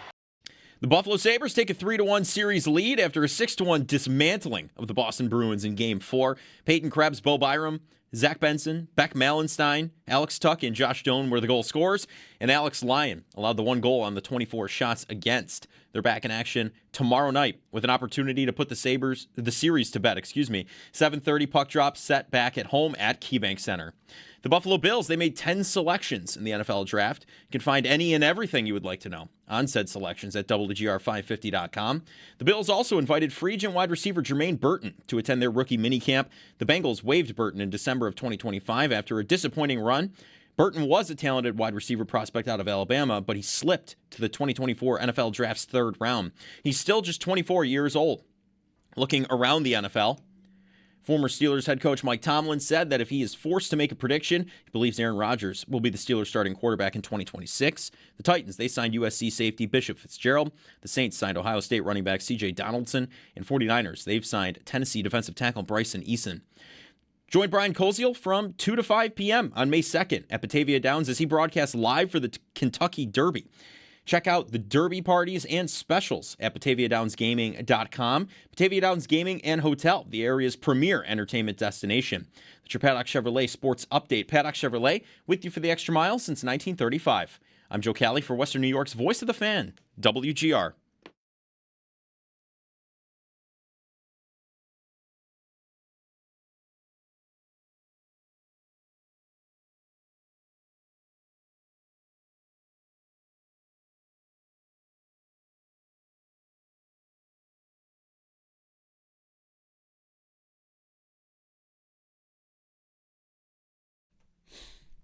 Sal Capaccio will join us on the Western Hotline here to wrap up the Bills draft. Probably coming in a couple days this week, too, Sal. I'm going to call on you to come sit with me, and we'll dig deep into all the fits, all that good stuff. Joe's out for a while. Jeremy and Joe, good morning. We'll get to Sal in just 1 minute here. I just found a super interesting comp for Skylar Bell in Todd McShay's full big board, and the comp was Isaiah Bond. And the reason I like that comp quite a bit is the Bills last year met with Bond 6 different ways. They loved the skill set. It was one of the guys we charted, and then he had something happen and didn't get drafted, ultimately went to the Browns. But some have him comped to Christian Kirk, but that's too high-end. A more realistic but higher-end comp is Isaiah Bond. That's Todd McShay writing about Skylar Bell. So, comps, it's important to remember about comps. It doesn't mean this player is going to have this career. It's just, the skill set is similar. So things to like. We'll get to the entire draft class from the 2nd to the 7th. The Bills draft a punter along the way, and there's a bunch. You learn about all these players, whether it's a tackle a little earlier than expected. Maybe that tells us a little bit of a story about how the Bills approach this draft. The first 3 picks, I think people looked at it as depth, and then the next couple picks, guys that could get in. And I know Sal, in writing about it, referred to it as the upside-down draft, where you get your starters or maybe your contributors late and your depth guys a little bit earlier. So we'll run through it and get your phone calls in as well. And Bills GM Brandon Beane will join me coming up at the top of the hour at 9 o'clock. So we'll talk with the Bills GM. Sal's with us. Sal, good morning. Good morning, Jeremy. Hope you had a great weekend. Sal, I got 71 degrees. I got a Sabres Boston Massacre Part 2, and I got a wide receiver in the 4th round. I mean, could I be happier possibly? So, you were at Brightsmith Thursday night. Yeah. I said, how was it? You said, amazing. I was there yesterday. What a great time. Yeah. It was just so stress-free. It was a stress-free Sunday, like one of those Bills games you have once in a while where they just kind of coast from the beginning, right? They're at the Jets on a Sunday afternoon. They're up 14-0, and they just kind of put it home. And then, wow, what a great day. What a great afternoon, sunshine. Yeah, it was awesome yesterday. Yeah, watch parties are back in full force. Every one of these games is, who are we going to watch it with? Who are we going to go? And, we were there Thursday at Brightsmith. You were there Sunday. and I would imagine we have more watch parties in our future, hopefully, because we've had a good time with them. Also, the draft. Maybe you had a watch party for the draft. We did Thursday night at Brightsmith, and you out there on the weekend. Maybe you did. Sal, as we were bringing you on, I mentioned you wrote about this and kind of called it the upside down draft, and I think that's a good way to kind of put it because the Bills' first couple picks, they go linebacker / edge in T.J. Parker and a skill set that I think some thought might be redundant. Not to say that that's a problem, but just like, oh, they already have some guys at that position. Here's another one. And then IGB, Davison Igbinison, the corner. Like, well, I already have starting corner, so more depth here. And then even in the fourth round where it's a tackle, right? So the Bills are kind of building their roster in a way, and people were left to wonder, well, where are the guys that are going to contribute right away? And they do get those players from that point forward, we hope. Yeah, I agree with you. I think the big thing, the reason why I call it the upside-down draft is what you said, basically. It's not even necessarily, you're right, redundancy maybe, Jeremy, because I actually thought if you're going to take an edge rusher, you'd want more of a bendy guy, more of an explosive guy. That's not really what T.J. Parker is. He is more of a three-down, hard against the run. He can get to the quarterback, but, he's more of a stout guy. But the reason why I call it the upside-down draft is the second point that you made, which is you basically the first couple of picks that they took were guys that I think could kind of fill in the cracks. They could really fill in depth. Where normally in the draft you're thinking early on you're making difference makers, impact players. What did we talk about for the last 2 months? This draft didn't have a lot of those. There were maybe, 15, let's say, first-round graded players, right? Even Brandon Beane said less than the normal they would normally have. So you didn't have those. So they fill in guys, and they get guys like, okay, depth guy here, depth guy there, that you think. I'm sure they're going to compete for playing time. Yes, there's no doubt about that. But then as the draft went on, you're like, wait a minute, this guy can actually play here. Wait, you got a receiver that you can put him on the field right away. He's played 5 years of college football, highly, highly productive. Skylar Bell, he could actually play on this team right away. Jalen Kilgore, this is a kid that comes out of South Carolina, Jeremy. I could see him on the field immediately as a big nickel. I think as the draft went on, they got guys, they got guys who might be more impactful immediately than the guys they got early. But the guys early, sure enough, they're going to play. But I thought that's why I called it the upside-down draft. Yeah. Well, let's go in order. What we know about the players, what we've learned about the players. It's Thursday night, but T.J. Parker and Davison Igbinison go on day 2 after the series of trades down. What have you learned about T.J. Parker and what the Bills have here and how he'll be implemented as part of this defense? Yeah, I think what Brandon Beane said was that, T.J. Parker is going to be a three-down player. He's a three-down player. And he made it clear right away.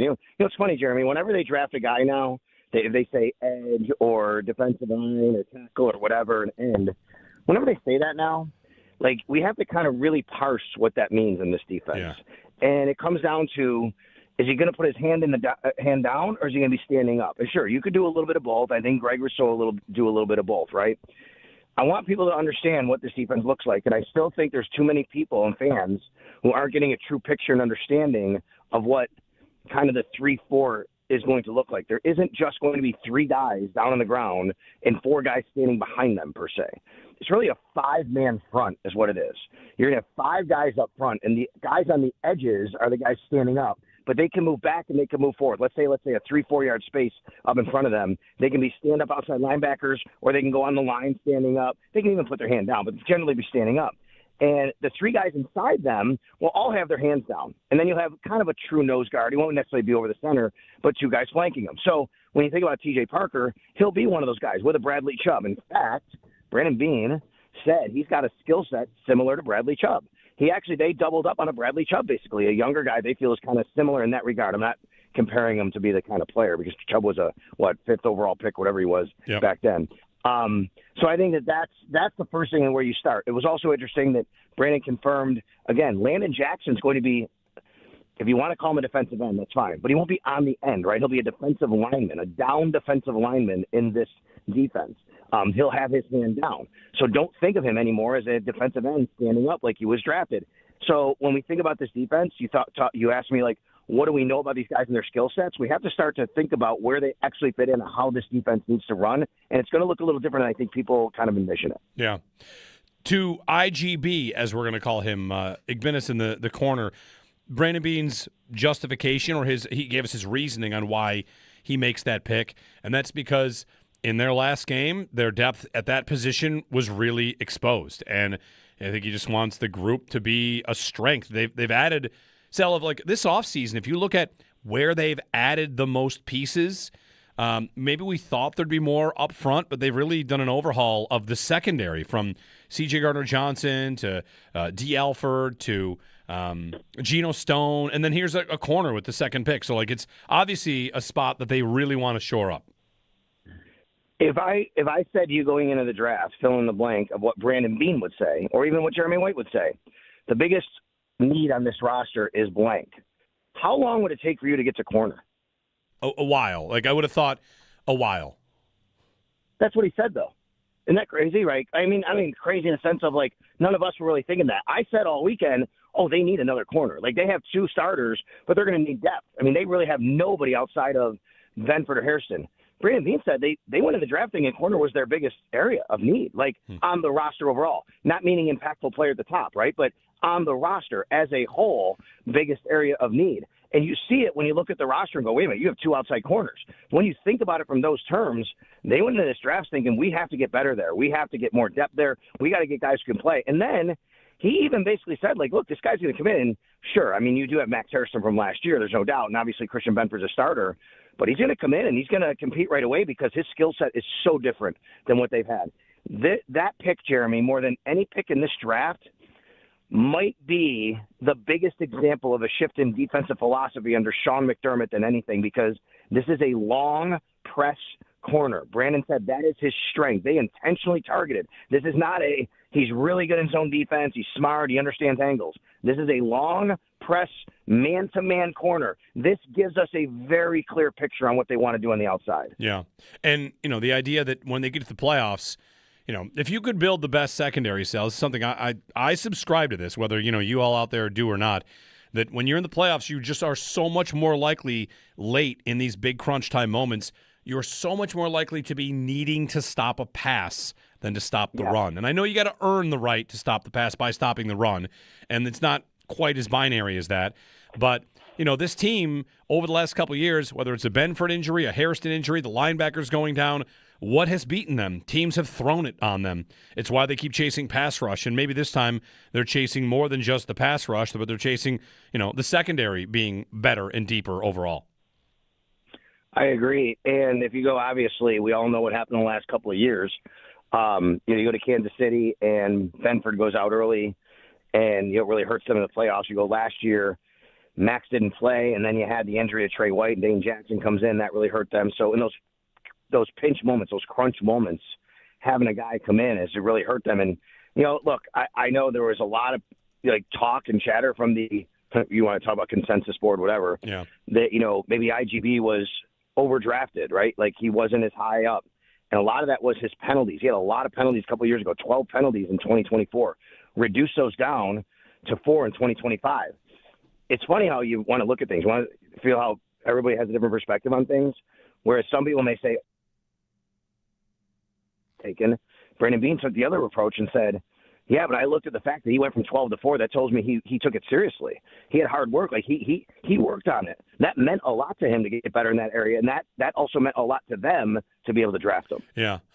To the 4th round, day 3, they start with a tackle. Another spot where, again, like we're talking depth. I don't know when Jude Bowery is going to be a part of this team.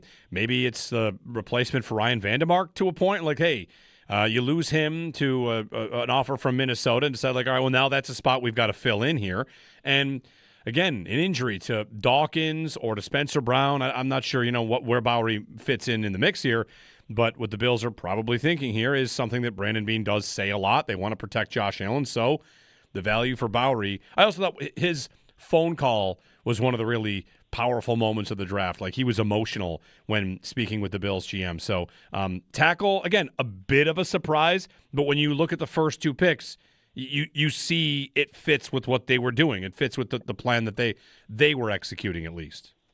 Yeah, and that was the first, obviously, offensive player they took. The first 6 out of the first 8 were on the defensive side, but this is a player that they need to kind of replenish and replace, as you said, from Ryan Vandermark, and Brandon did say that he'll probably start off at swing tackle, but a lot of people project him at guard in the NFL. You know me, I've said from day one, I think the Bills believe their starting guard is on the roster. Sure, it's an open spot right now.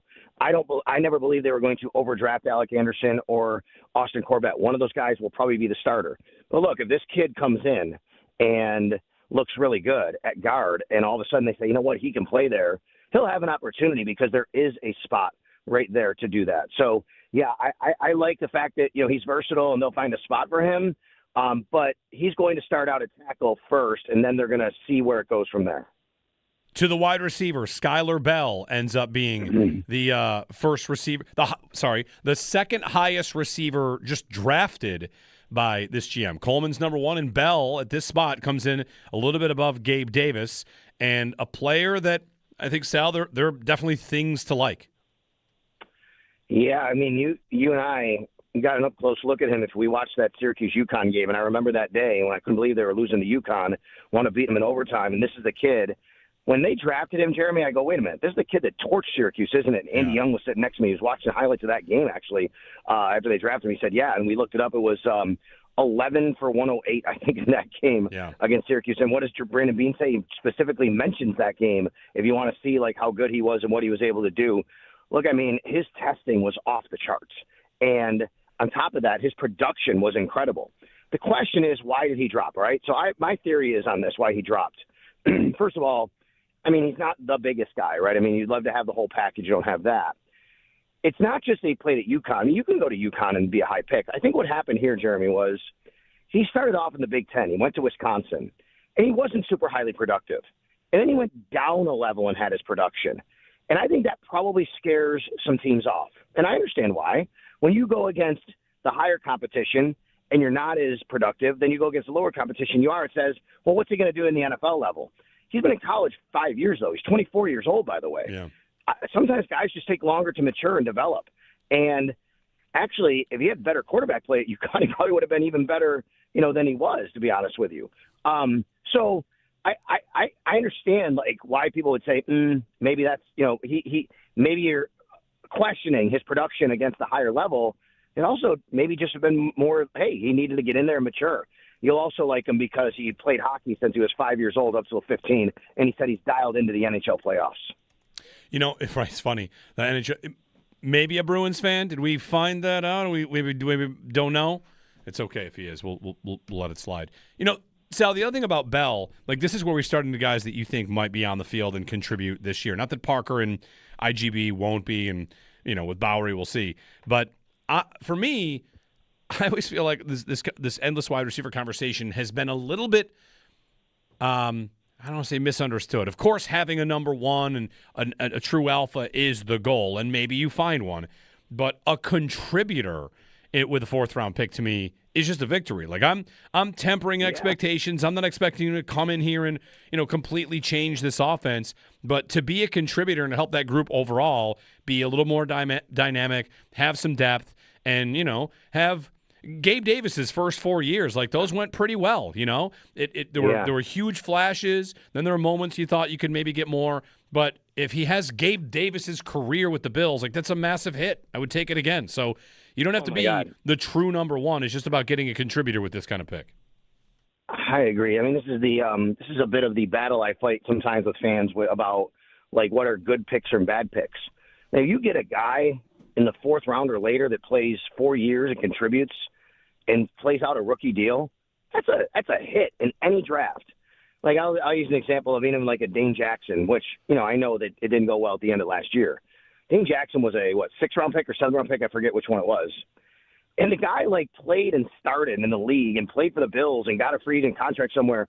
And people, like, when you look at, like, look at all these picks, and this guy stunk, and he didn't play. Like, that's a really good draft pick. Look where he was drafted, and he was able to play. Like, yes, I agree with you.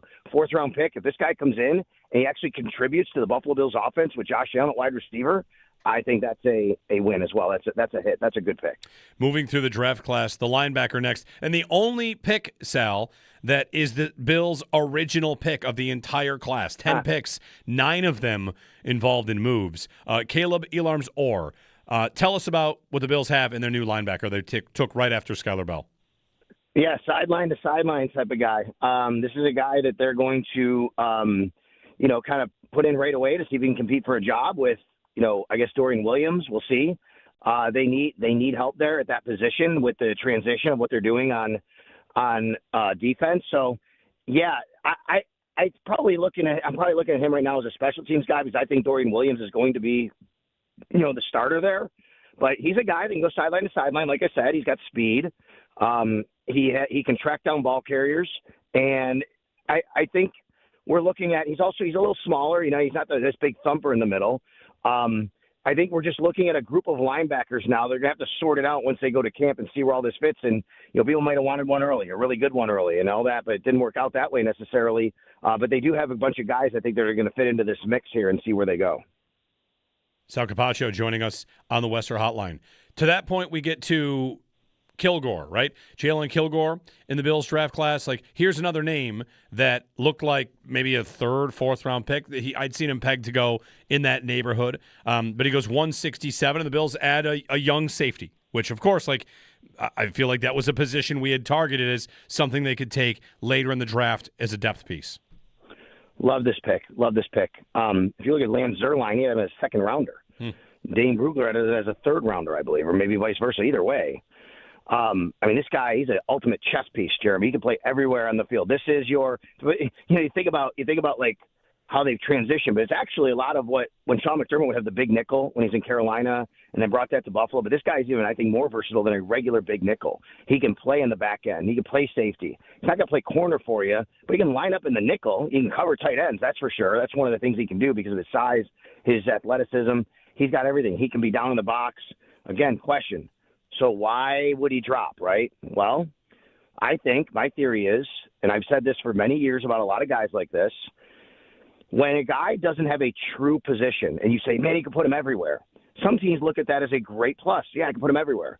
And some teams go, I don't really know where to put him, though. Like, well, how does he fit on my roster? I got to train him here and train him there. Does he really have a position? And that scares teams off sometimes, right?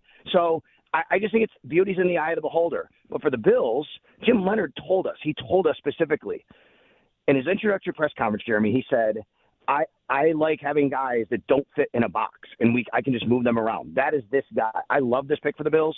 He even can return punts in a pinch, and he did that at South Carolina, where his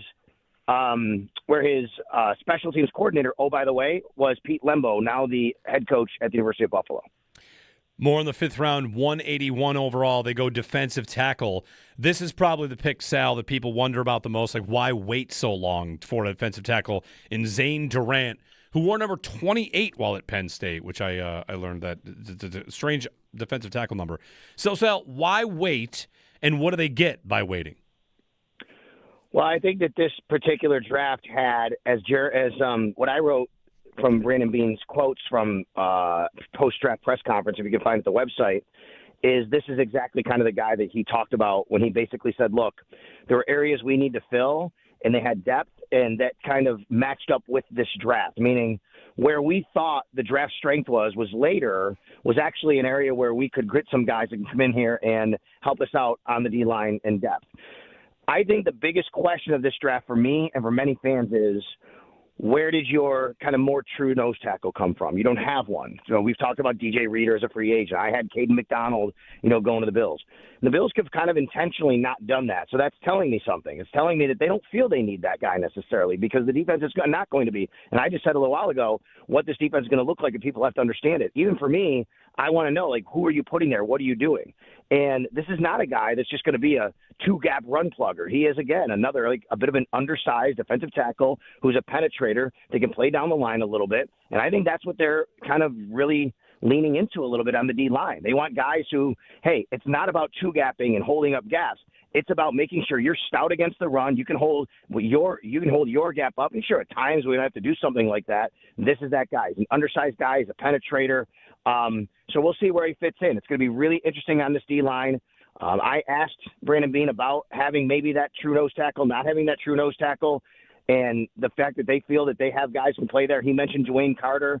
We know they like Deion Walker for that role possibly. That's when Landon Jackson came in to bay on the D-line and help out right there. So it's going to be really interesting. But anyway, the pick from Penn State, though, the kid from Penn State, again, another kid who you take a look at him and say, highly productive, a guy that really can kind of penetrate and do a lot of things you like, but not that huge, stout guy that maybe a lot of fans wanted. Yeah.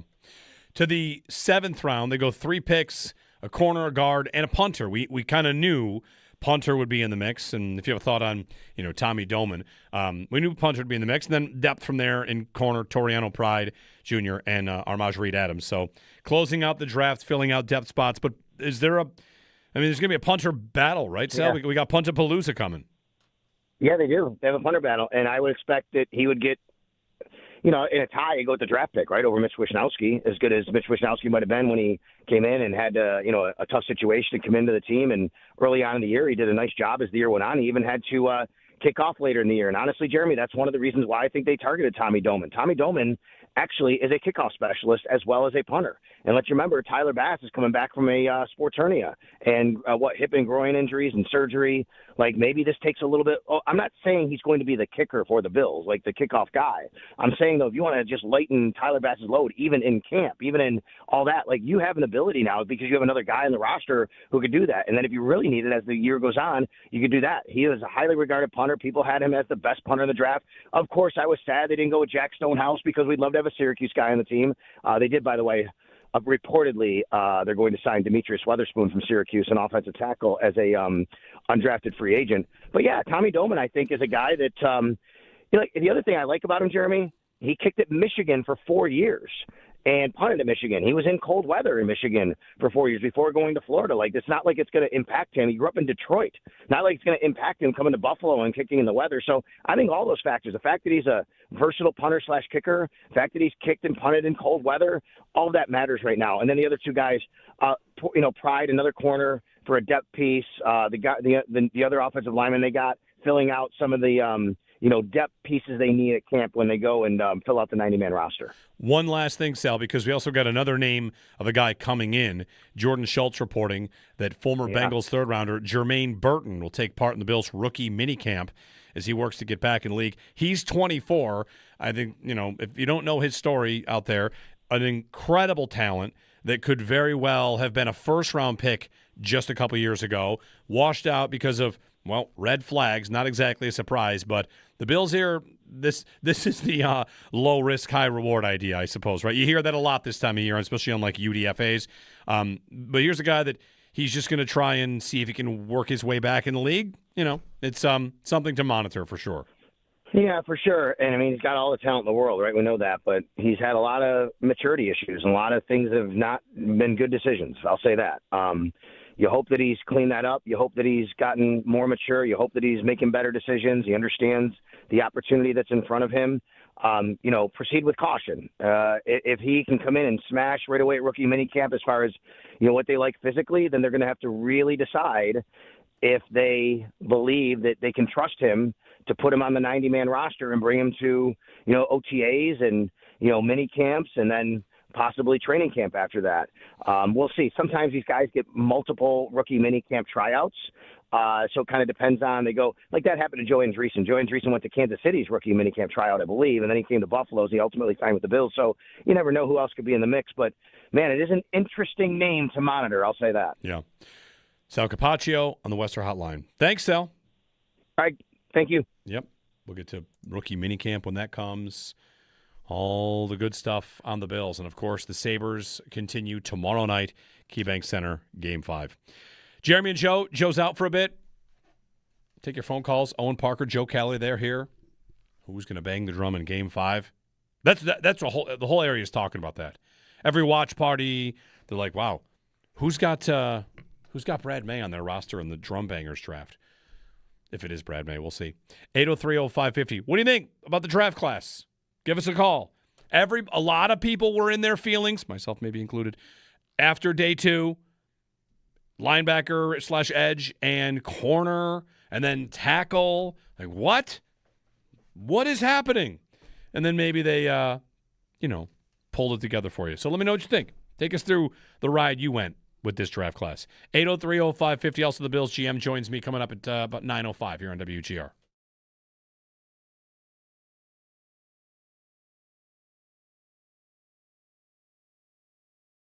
The fourth one's the hardest because Paul, he's doing all that. Like you said, he's got that experience of having won the Stanley Cup.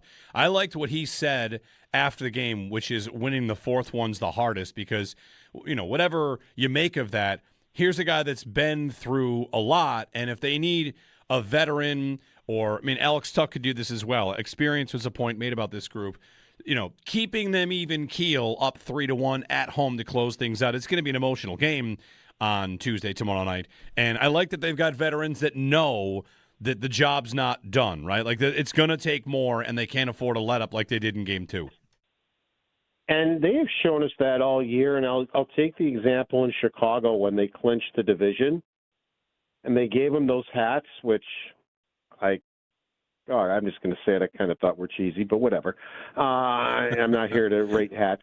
But I am here to rate hats, so I'll take a look at them. Yeah. Not one Sabre in the locker room wore that hat for interviews.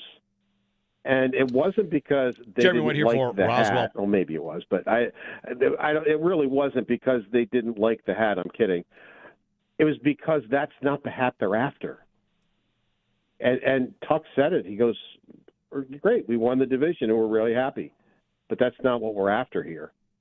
And I think that shows the maturity of the team. That, all right, that's fine. We won. We're happy. That's great. It's much better than we've ever done before. But we want more. We want the next hat and the hat after that. I think they do keep a pretty even keel. Now, of course, Zach Benson, I asked him about coming back home for Game 5 with the fans. You should have seen the smile on his face. He goes, "Oh, Mike." He goes, "That's just." He goes, "Those 2 games," he goes, "were the best times of my hockey life." He goes, "It was phenomenal. It was awesome." He goes, "I can't wait to get in front of them and play in front of them again." He'll have that young exuberance, but as you mentioned, that's up to Tuck and Byram and everybody to pull everybody down a little bit and say, "Look, it's 3-1. We haven't won a thing yet." I've heard that before too. We haven't won anything, so we have to keep going, pick up where we left off, and don't give the Bruins any hope. If you score first and maybe score 2, you probably take it. Their hope chest is probably really, really low at that point.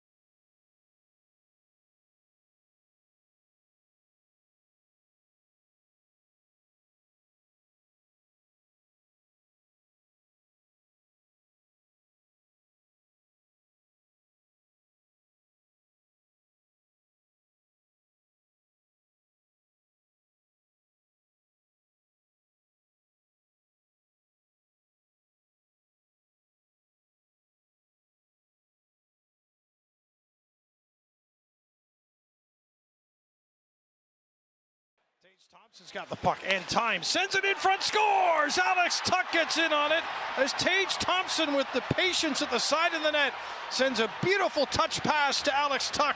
And it is an unconverted touchdown in Boston for the Sabres with 13:28 to go in the third. The Sabres take a 3-1 series lead after a 6-1 dismantling of the Bruins in Game 4. Peyton Krebs, Bo Byram, Zach Benson, Beck Malenstein, Alex Tuck, and Josh Doan were the goal scorers, and Alex Lyon allowed the one goal on 24 shots against. They're back in action tomorrow night with an opportunity to put the series to bed. 7:30 puck drop set back home at KeyBank Center. The Buffalo Bills, they made 10 selections in the NFL draft. You can find any and everything you would like to know on said selections at WGR550.com. The Bills also invited free agent wide receiver Jermaine Burton to attend their rookie minicamp. The Bengals waived Burton in December of 2025 after a disappointing run. Burton was a talented wide receiver prospect out of Alabama who slipped to the 2024 NFL Draft's third round. He's still just 24 years old.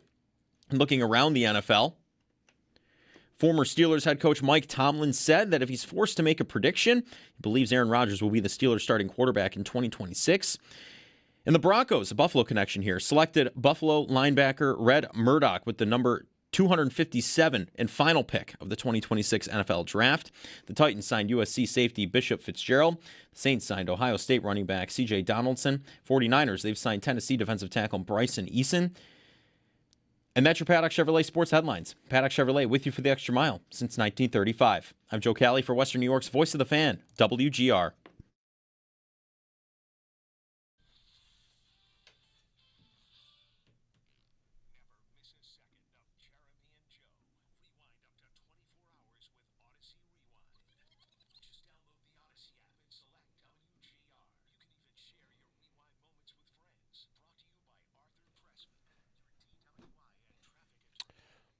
Yeah, I just feel Paul was like the previous game. The next man was right there on every pass. I think we had good legs. We had good energy. When you have good energy, you get to places. Our feet were moving. I think that's the biggest deal. Our feet were moving. We weren't standing around. Our anticipation of where pucks were going was really good. We were back on top of them, so most of the passes they had to make had to go through us. And we created the turnovers that led to scoring opportunities. Sabres head coach Lindy Ruff. Last time the Sabres won a clinching series game on home ice would have been the Islanders in 06-07, Game 5, where Ryan Miller makes a Hasek-esque sprawling save on Shatan at the buzzer. And that was a series where, the Sabres are the favorite in this series. They're the Atlantic Division champs, and they're playing a wild card team. The standings are a little bit different, but a good look at different expectations. 06-07, they won in 5, and the whole series was stress. They didn't look good enough. It's not good enough. This one, they look great. And also, we're just every game's a party. So, Game 5 tomorrow, and they'll try to eliminate the Boston Bruins. All their other series advances over the year, like when they won in 05-06, they beat Philly on the road. They beat Ottawa on the road. They lost to Carolina, of course, on the road. The series in 06-07, Islanders here, I mentioned. The Rangers, they finished it in New York, and then Ottawa beat them here. And then, Boston and Philadelphia, the next two seasons are both ending on the road, if I'm not mistaken, right? They lost to Boston in 6 and Philly in 7. So not too often that we get to watch a series close out here. They had a chance to close out Ottawa in 4 here before the Pominville goal in Game 5. And what else? They, of course, had a chance to close out Philadelphia in 6 and lost in 7. And is that about it? Am I out of? Yeah, I think I'm out. Anyway, Jeremy and Joe. Joe's out for a bit. We'll take your phone calls at 803-0550 and 1-888-550-2550. To the phones. To Steve in Wheatfield. Hey, Steve, good morning. Hey, Jeremy, good morning. How you doing? Great. So I have a quick stage I want to set for you of how I was watching the game yesterday, and then I'll get to my point. All right. So yesterday I was at, I don't know if you've heard of it. It's called Play U. It's over behind the Summit Park Mall. It's just a giant sports complex, basically. And I was like, I want to go watch the game downtown. I want to go to Canal Side. I want to do that. And my wife's like, nope, we have a kid's birthday party to go to. And I was like, are you kidding me? on the nicest day that the Sabres are playing. I'm like, come on, it's like not a late game. Anyway, so I bit the bullet, went to the sports complex, and I was hanging out there and got there, showed up, and found out they're going to have the game on one of their big TVs out in the front lobby. Fast forward to the end of the game, I want to say there's probably about 20 dads. None of us knew each other, but we were all friends by the end, watching the Sabres game. Yep. Just enjoying it, high-fiving each other. The occasional mom would stop by and yell at their man for a second to say, hey, come help me watch the kids. But just a great time to be around strangers watching games. It's so much fun. Yeah. But to my main point, a guy posted on, I think it was on Instagram on Friday, that one of his favorite traditions is the handshake line at the end of the games or end of the series. And I have to tell you, Jeremy, I am blown away that at every series at the end that there's not just a brawl in that handshake line. Like I watched the Ottawa-Carolina game Ottawa, and I was expecting them to punch each other in that handshake line. Yeah. And they just shut it off. They totally turn off their anger and probably, say we're going to save it for the regular season next year when we play you, like you said earlier. But like Dahlin and Zadorov are going to shake hands, hopefully Tuesday. Yeah. And it's always mind blowing to me that they can just turn that total tempo, insanity, adrenaline off, shake hands, and go their separate ways and show respect for each other in a game. And that's pretty much all I got to say. I love the tradition. I'm glad they do it, but it's mind-boggling if they don't kill each other in that line. Thanks, Steve. I'm glad you mentioned that Ottawa-Carolina series. If you were watching that series, it was a really mean series, and the last game was mean. And I had the thought, like, it's 3-0 Carolina in the series in Game 4 in Ottawa, and had Carolina really wanted to, I thought they would like drag Ridley Gregg off of the bench to beat him down for what he did, that sucker punch. They're up 4-2 late in the game, but they probably don't want to get suspensions going to the next round. Right. I mean, when you win the series, you get to kind of do a scoreboard thing. If the shoe had been on the other foot and the team that's losing in 4, I mean, I think they would have pulled him off the bench. Yeah. And that series was nasty. For sure. Really nasty. I think, the caller makes a good point about that. Never is probably a stretch. Very rarely happening in the handshake line at the end of these series because it is so. There's so much hate. I mean, we've heard the Sabres guys talk about every game you hate them more, and every game it's just like you have another reason to want to go get that guy. And every young player, when you're growing up, when you play any kind of hockey, there comes a day where you do have a handshake line after a game and you do get in a fight, and then your coach has to sit you down and go, listen, if there is one thing we do not do in this game, it is that. You do not take the game to the handshake line at the end. And so I think it's kind of ingrained in every guy. Like, no matter what, no matter how much you want to just reel back and sock that guy, you shake his hand and you tell him good series. And then, like, I'm immediately thinking of Dino Ciccarelli talking about Claude Lemieux. I can't believe I shook that guy's hand. Yeah, exactly. Like, that was as ugly a series and rivalry as you'll get. I mean, I'm reading about it right now, that the Detroit News printed a wanted poster of Lemieux with a prison number under his photo. Yeah. Like, holy cow. And they shook hands. Right. They shook and you hands. just do it. You just all right. This is the game. This is the tradition. This is what we do. I'm going to go shake the hand. I also always wonder how intensely you can hold that grudge to the next year. Oh, you can. Right. Oh, yeah. How often does a play, like different guys might hold it longer, different offenses might hold it longer, but I would imagine that next year when Carolina and Ottawa play, that Ridley Gregg's going to answer for what he did. Absolutely, in that game. he will. Absolutely. Yeah. Although, real quick, did you see Brindamore blow off one of the other Ottawa coaches? He shook Travis Green's hand. I think it was Mike Yeo. They must have a history or something.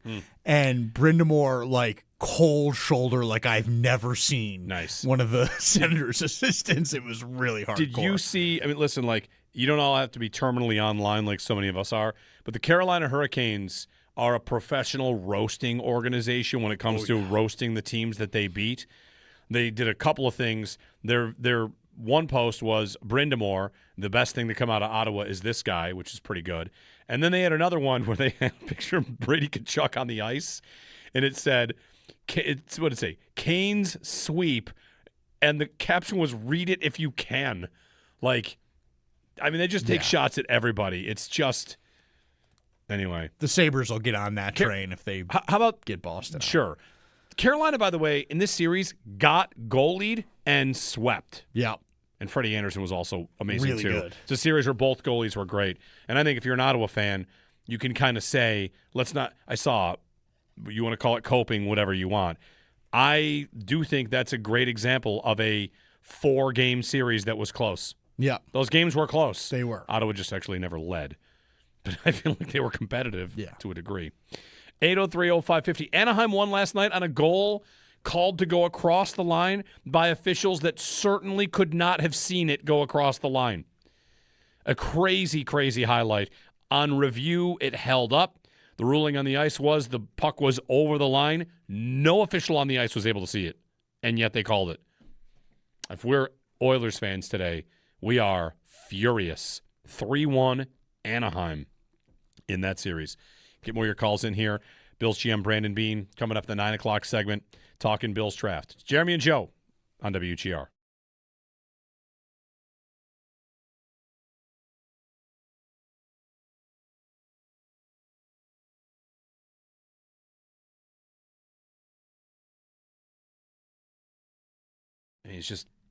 We had 40 people at a neighborhood watch Jeremy party. White here for Everybody's ready. Auto. Everybody's locked in to watch this team. And it only gets better with every game and only gets better with every win. And who knows how far they make it. Only one team gets to win that trophy. But, you know, these runs, you're just grateful for them because you get so many games. I mean, it's just the nature of the sport. But by comparison, the Sabres have 3 wins. That's the most the Bills have had in a postseason. That's not a criticism. It's just the nature of how many positive experiences you get and how much drama you get and what makes the Stanley Cup playoffs so great. And what can the Bills do? The Bills have never had 3 wins. They've only had 2 wins. You win the first round, the second round, you have to win the AFC Championship to be in the Super Bowl. So, you know, Bills playoffs, great teams win 2 games in 2 weeks and then it's over and it almost feels like it ends quickly. The Stanley Cup playoffs, the format, the living and dying, the roller coaster, you got to get beat 4 times. So there's frustration in there. And, you know, there will be other series that are going to be tougher. This one's not over. You got to win 4. And the ride is just amazing. I'm totally with you, Rich. It gets so fun to see everybody waking back up, the entire area completely awash back in Sabre stuff.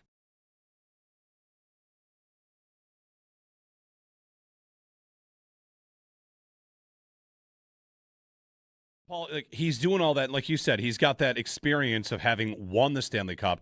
I liked what he said after the game, which is winning the 4th one's the hardest because, you know, whatever you make of that, here's a guy that's been through a lot. And if they need a veteran or, I mean, Alex Tuck could do this as well. Experience was a point made about this group.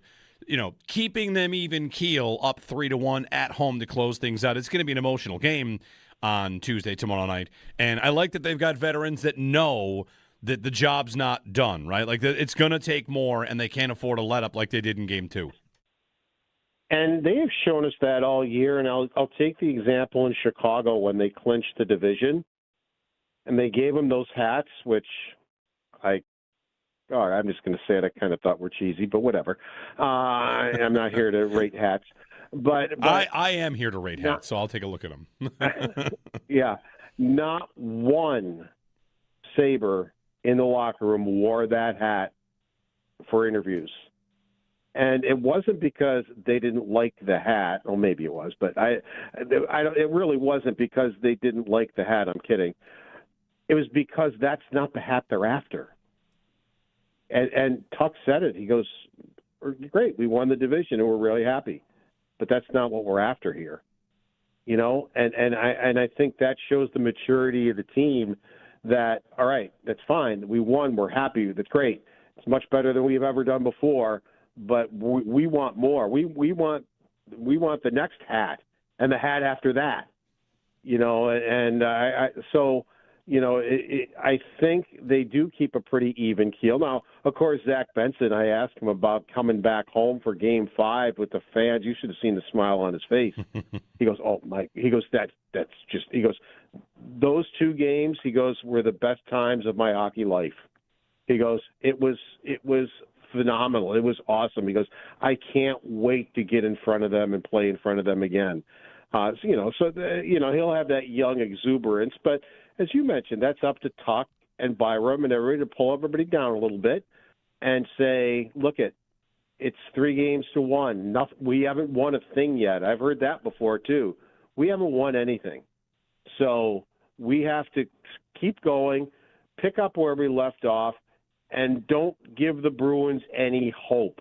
If you score first and maybe score 2, you probably take it. Their hope chest is probably really, really low at that point.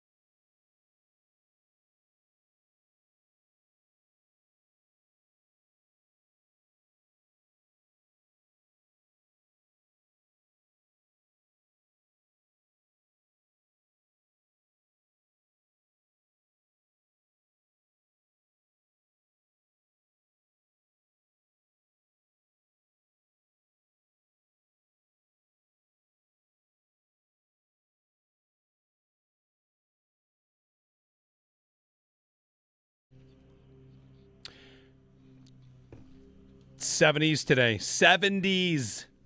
Party in the Plaza tomorrow looking like 60s, maybe a little breezy along the way. But what a party it could be tomorrow night when the Sabres are home for a 7:30 face-off with the Boston Bruins. Elimination game. A handshake game. That's what we should call it, right? Let's call it a handshake game. If they're shaking hands at the end, it went well. Sabres are, sometimes I like to look at it in terms of this for like how confident I should be.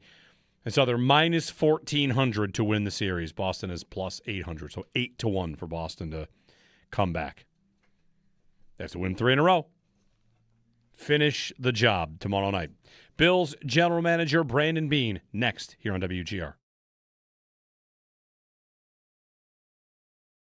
Brandon Beane at one point, this might have been after the Houston game, and he might not exactly hold this idea fully as some core belief, but he once said, how you get beat in your last game kind of shows you where you were deficient.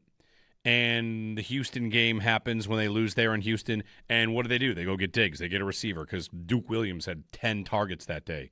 And then there's 13 seconds, and it's about pass rush and this and that. And then this year happens, and the highest pick the Bills had where you would say that ideology came in where how you lose your last game is where your weakness is. And you think about the depth they had in their defensive secondary and how, whether it's Dane Jackson or Darrell Savage, right? He was in and targeted for a play. Like, they played a Broncos team that went after their weaknesses at corner because they weren't deep enough. They had lost Max Hairston, and another year they lose Christian Benford 2 years ago, and Kyer Elam comes in, and Elam, of course, was not able to come in and play effectively. Have the Bills spent the last 2 seasons thinking, boy, if we could only be really a lot deeper in the secondary, then we'd be better off. And I would just like to say, like, everyone loves to talk about stopping the run. But when you get to the postseason, you are just much more likely to need to stop a pass. It is exceedingly likely you're playing a team that can throw it. The teams that throw it well are the teams that make the playoffs and the teams that go deep. If you can run it and pass it, that's great. But the teams that throw it, who have the Bills lost to over the years in these postseasons, and why have they lost? It's not because they can't stop the run. And I even went deep into the box score of Bills-Bengals 2022 divisional game, where there seems to be a little bit of a memory that the Bengals ran all over the Bills, and it really was not that game. The Bengals had 170 yards rushing, sure. And you might say, like, oh, that proves it. But the EPA in that game, it was Burrow did what he wanted, and the Bills' offense was asleep and couldn't do anything. And here I am, like I'm 4 years back looking at a divisional round game. I know the box score says 170 yards rushing, but the EPA, the Bengals' offense, they won it with the pass. And if they make the playoffs this year, who are they going to face? Who are they going to try and beat? It's probably going to be New England. It's probably going to be, if it's Baltimore, Kansas City, San Diego, or sorry, L.A., not San Diego. But drafting a corner in the second to be a boundary corner for you when you already had those positions, I know that was a little bit of a head-scratcher. But the explanation to me, I think it checks out, at least for something that I truly believe, which is I think I'd rather be deeper in the secondary than on the nose defensive tackle where they might be able to get a guy.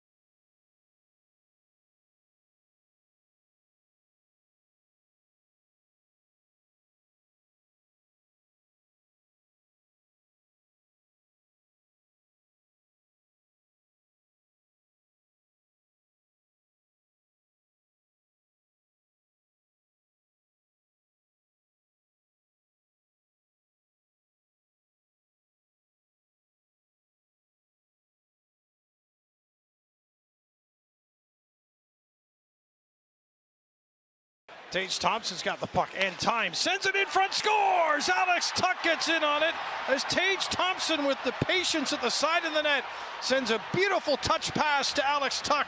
And it is an unconverted touchdown in Boston for the Sabres with 13:28 to go in the third. The Buffalo Sabres take a 3-1 series lead after a 6-1 dismantling of the Boston Bruins in Game 4. Peyton Krebs, Bo Byram, Zach Benson, Beck Malenstein, Alex Tuck, and Josh Doan, they were the goal scorers. Alex Lyon allowed the one goal on 24 shots against. They're back in action tomorrow night with an opportunity to put the series to bed. 7:30 puck drop set back home at KeyBank Center. The Buffalo Bills, they made 10 selections in the NFL draft. You can find any and everything you would like to know on said selections at WGR550.com. The Bills also invited free agent wide receiver Jermaine Burton to attend their rookie mini camp. The Bengals waived Burton in December of 2025 after a disappointing run. Burton was a talented wide receiver prospect out of Alabama who slipped to the 2024 NFL draft's third round. He's still just 24 years old.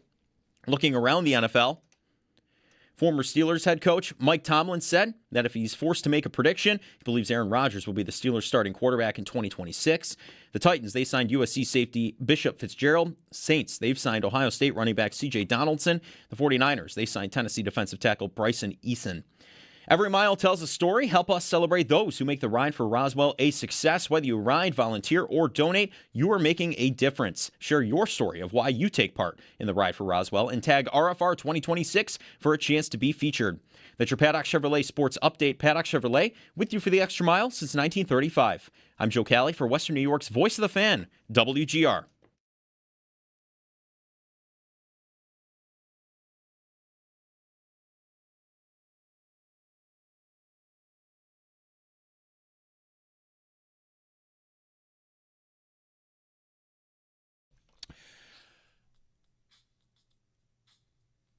Happy Victory Monday. Sabres win 6-1, beating the Bruins. It was a banner day yesterday. Today, the temperature's going to go into the 70s. Closeout game tomorrow. Bills complete their draft class. We've been talking about that a lot this morning with you. And you can give us a call as the show goes on. But at the time, or for the time being right now, joining us on the Worcester Hotline is Buffalo Bills General Manager Brandon Beane. Brandon, good morning. Good morning, guys. Sabres beat down yesterday. That was awesome. It was very nice, a very stress-free kind of thing, you know. I mean, you go up 4-0 in the first, it becomes just don't give it away, which they did not. It was start to finish. It was pretty comprehensive beatdown. That was, that was as stress-free of a game as Lindy's probably had in a while. Yeah. Brandon, what happens now? Do you guys do like a scouts and personnel people big dinner to close the draft season, or is there actually like more work to do in these next coming days than people might realize? Yeah, there's still work to do. We kind of sent the scouts home. We've kept them here for most of the last month, and everyone's tired of seeing each other. They're tired of hearing me or seeing me. So those guys flew home yesterday, and we used to, when I first started here, we would kind of do Sunday wrap-ups, one-on-ones, but everyone was just beat down from it's like, you know what, so now I just kind of give them 4 or 5 days, and we'll jump on a Zoom with them just to kind of recap their year, and so we'll do that. But no, right now we're just kind of looking through our roster, looking, you have the draft, but you don't always, fill every need or whatever, so we just, all right, where do we think we still want more competition?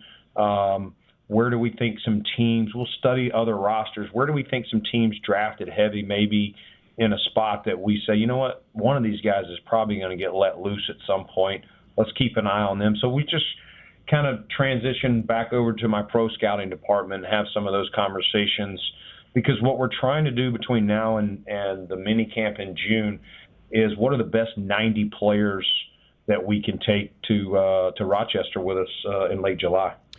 There's a report Jermaine Burton is one of those names coming to rookie minicamp, just because it's a report from today. Can you confirm that he will be joining? Yeah, we had conversations. I didn't personally, but someone on our staff had conversations, and they brought it up to Joe and I that would we want to do it? And we were like, yeah, we'll flip over any rock we can to find a way. Obviously, he's a talented player. The off the field stuff got him a little in college, and it got him here, and so we'll start it as that and nothing more, and that's kind of where it's at. Yeah, this time of like adding players post draft. Let's go back to the start of the draft. When you have your final meeting, are you telling people what you're hoping to accomplish? Obviously, you want good players, but was there an overarching kind of thought on the type of draft you wanted to have? Yeah, I mean, listen, I thought holistically on the defensive side of the ball, we hit some defense last year. We thought, the D tackle, it was a very good class a year ago. We wanted to hit 1 or 2 of those, which we did, and add some other pieces. And we just thought the depth of our board, matched up. I think you saw that with the league. It was a lot more defense early than offense for the most part. And we wanted an infusion of youth, which I mentioned to the media the other night on the defensive side of the ball. And I think we were able to accomplish that. It's so hard to say, hey, we're going to land this, and this, and this. I think you have to be careful doing that, because, you can quickly start drafting for need. To me, my philosophy has always been draft best players early, and as you get later in the draft, you start talking about unless a guy's sticking out from a value standpoint. But other than that, then you start going, all right, who gives you the best chance to make your roster? And if you got two players that you think both can make the roster, all right, now which one can get a game day jersey because he helps you on fourth down or some other role? That's kind of how you break some tiebreakers, is which guy you may go with in the 5th round, the 6th round, the 7th round. So are there like degrees? Some years you might be a little bit more about players that can help you now. Some years more about building. Is that about the state that your roster might be in, or is that more about the class and the players that come up at the time, do you think? I think it's a little bit of both. I mean, you can never, when you talk about the premium positions of the draft, this year's draft, we start with TJ. Well, as was stated right now, the first two outside backers in the game are going to be Greg Rousseau and Bradley Chubb, right? Proven commodities. But the way we rotate rushers and defensive linemen, even though TJ's, he may not run out of the tunnel and get the cheer from the fans as a starter, he still could play more in the game or play, close to a number of snaps. When you're talking about D-line and those types of players, you really need more than just, 4 or 5 guys. You're trying to get 7, 8, 9 guys because they're all going to play at some point in the game. And I talked about it, the corner position. I know it sounds like some people didn't understand that need maybe. If you look at what the corner depth we had a year ago to start training camp and where we got to through injuries and other things, these guys are all going to play and you're going to need them. And if you don't have the right amount of talent out there on the perimeter, the good quarterbacks, the good offensive minds, they're going to find them and they're going to attack them. They get an X on them real fast. So even though, again, as today, Maxwell Harrison and Christian Benford are going to trot out, I would be surprised if IGB, doesn't play a significant role. Yeah. The third guy, Jude Bowery, same thing. We lost Vandemark last year. We do bring Tylen Grable and Chase Lunt back, but another guy that's not just a tackle only, kind of a tackle first, can also compete at guard. And again, we saw that with Dion and Spencer out this season, the importance of your third tackle, and so on. So it's just, those were, our first 3 picks, and you could argue the way the receiver market's going, the 4th pick too, are premium positions, even though none of them are slated to be starters, for us to begin the season. Yeah, I want to stick on the defense for a second here, because I think one thing Bills fans are trying to do right now is picture in their head what the defense looks like. It's going to be, some schematic changes and even like addressing players' positions. You talk about Landon Jackson, how he changes, how linebackers / edge and where guys line up.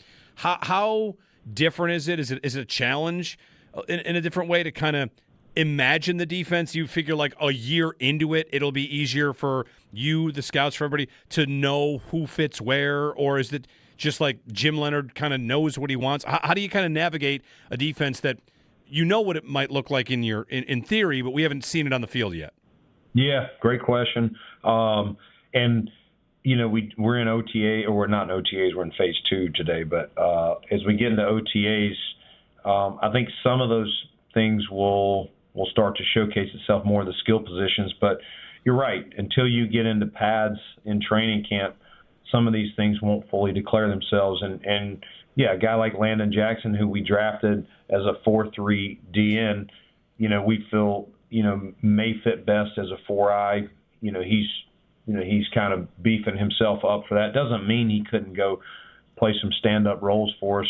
We're going to try and have as many pieces that can play more than one position. Same thing of a Deion Walker. Deion is, if we trotted the ball out right now, he's going to start at nose for us. But we do think he can also give you some versatility along the D-line. So as many pieces that we can have that are more than just a one-position guy is what we're kind of looking through. Now, can I tell you if Deion's going to be a better nose or a better 4-eye? I can't totally answer that. I think that's TBD as we move along, and I think there's other players that kind of fall into that bucket, which was the root of your question, Jeremy. Yeah. To the offense, Jude Bowery, as we start the 4th round, listed as a tackle. Is he versatile enough? Is he inside? Is he someone that you view as a swing tackle to start? What will the plan be for him?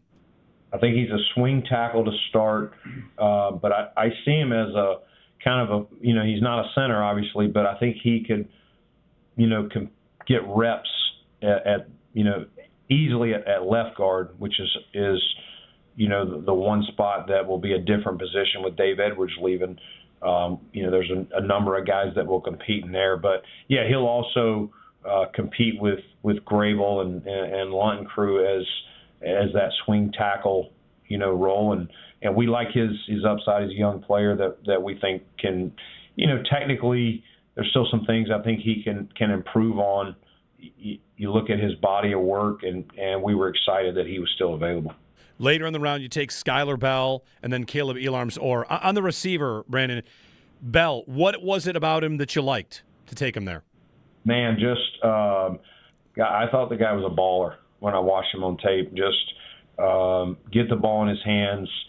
UConn, went to Wisconsin, goes to UConn, and I think if I was the coach there, I would have been doing the same thing. You could see a guy that made plays, whether it was throwing in screens and breaking a tackle or making a guy miss, or had some very good run after catch plays, made some contested, red zone touchdown, back shoulder. Like, guy can play inside, can play outside.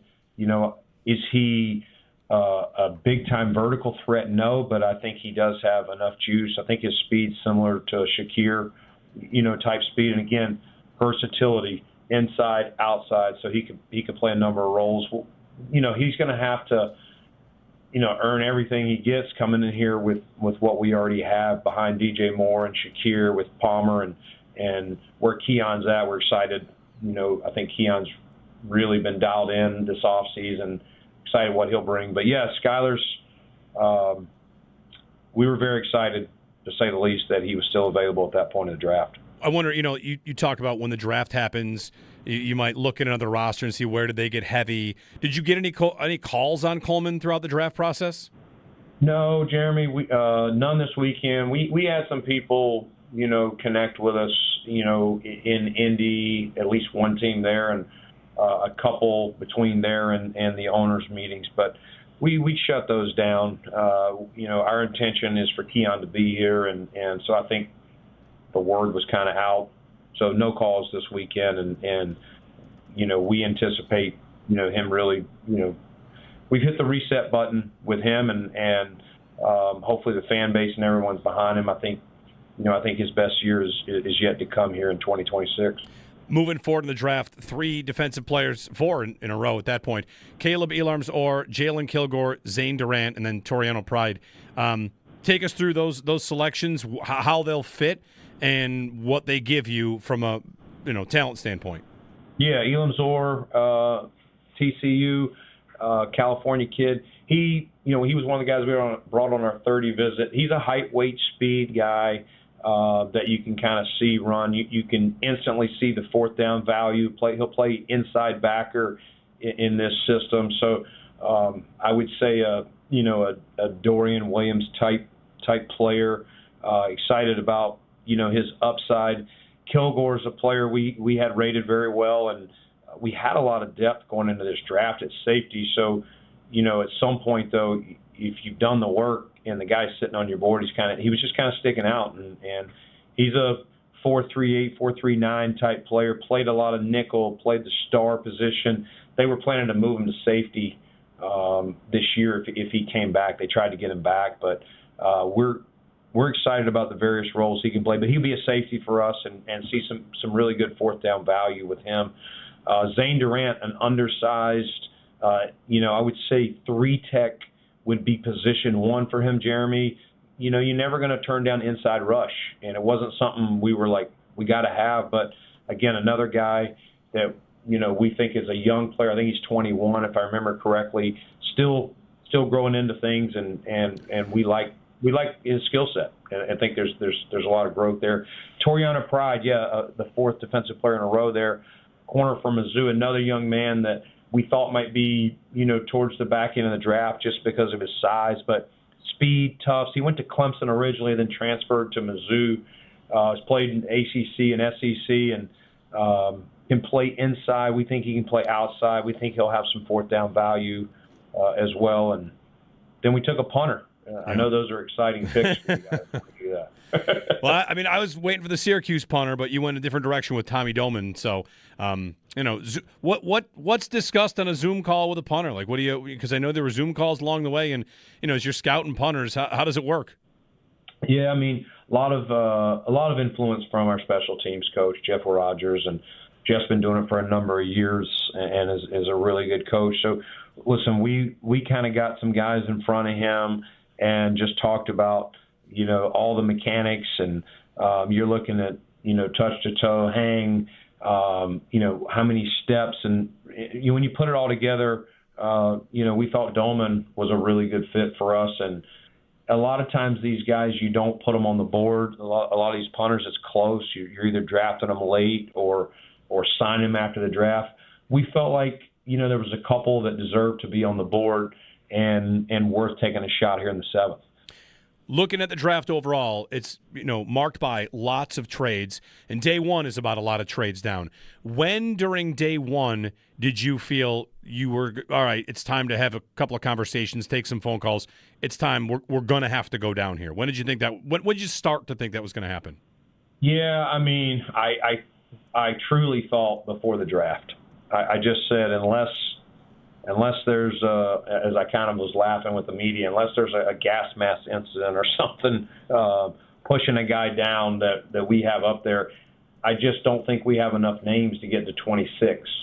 And so, sure enough, as you're getting in the latter half of the teens, you really start to be a little more aggressive with the calls. Fortunately for us, we were getting as many calls as we could handle there for a while, and that was the interesting thing. A lot of people thought, well, there's not going to be a lot of trades because people want to trade out and nobody's going to want to trade. It's at the end of the day, people are still trying to find certain guys or certain fits that they know might not be available for their 2nd round pick, and so they've already, in this case, a lot of times made a 1st round pick, and they want to get back into the 1st round. I know Houston wasn't that way for the first one, but we just had a lot of action there, and we had an opportunity, Jeremy, to in one move go into the 2nd round, but we kind of wanted to feel how the board fell as long as we were getting good value for it. We thought we did with the Houston. We decided it was still sitting good for us to go back with New England, and then we really, again, thought we got a really good value to go from 31 to 35, and I can tell you Parker would have been in the discussion, for each pick that we had and ultimately traded in the 1st round. Was the 8 minutes noticeably different than the 10? I would say a little bit, but I liked it. I think if you got your ducks in a row, that you can get it all done. And the only thing that I thought, I was talking to a GM that had called me to see if we wanted to trade up, and we were talking. And at that point, he called me like 3 picks were in.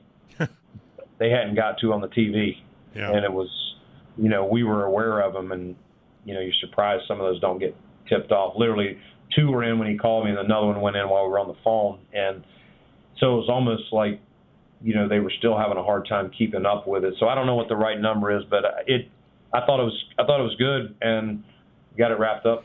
Seemed like close to 11 o'clock maybe. Those picks that are in, not on the TV, is that you guys calling those teams and them telling you like, no, we're going with this? How do you find out about that? No, when a pick is in, every team is tapped into a system that's internal, and so we get an announcement on it. The pick, okay. They'll say Tennessee has turned the pick. Tennessee's pick is in, and as soon as they hit that, you'll see it flash on the screen, the player's name. And so sometimes we know 10 minutes before you guys know watching on TV. Right. Yeah. Sometimes it's 2 minutes.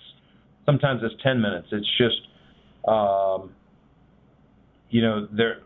commissioner hasn't walked out to announce it. But I know there was a couple times They were 2 or 3 behind. I want to ask you about also. There's a big conversation in the draft world about consensus big board. Jacksonville and San Francisco. In San Francisco, John Lynch was asked about it. The idea that you have your board and you would be true to your board, but knowing what the consensus board is, whether or not that has value, whether or not you pay attention to that, because you, of course, I think would want to know what the league thinks of the players that you like and maybe want to get so you can appropriately slot them. Like, do you guys use a consensus big board against yours for expectations on where guys might be available?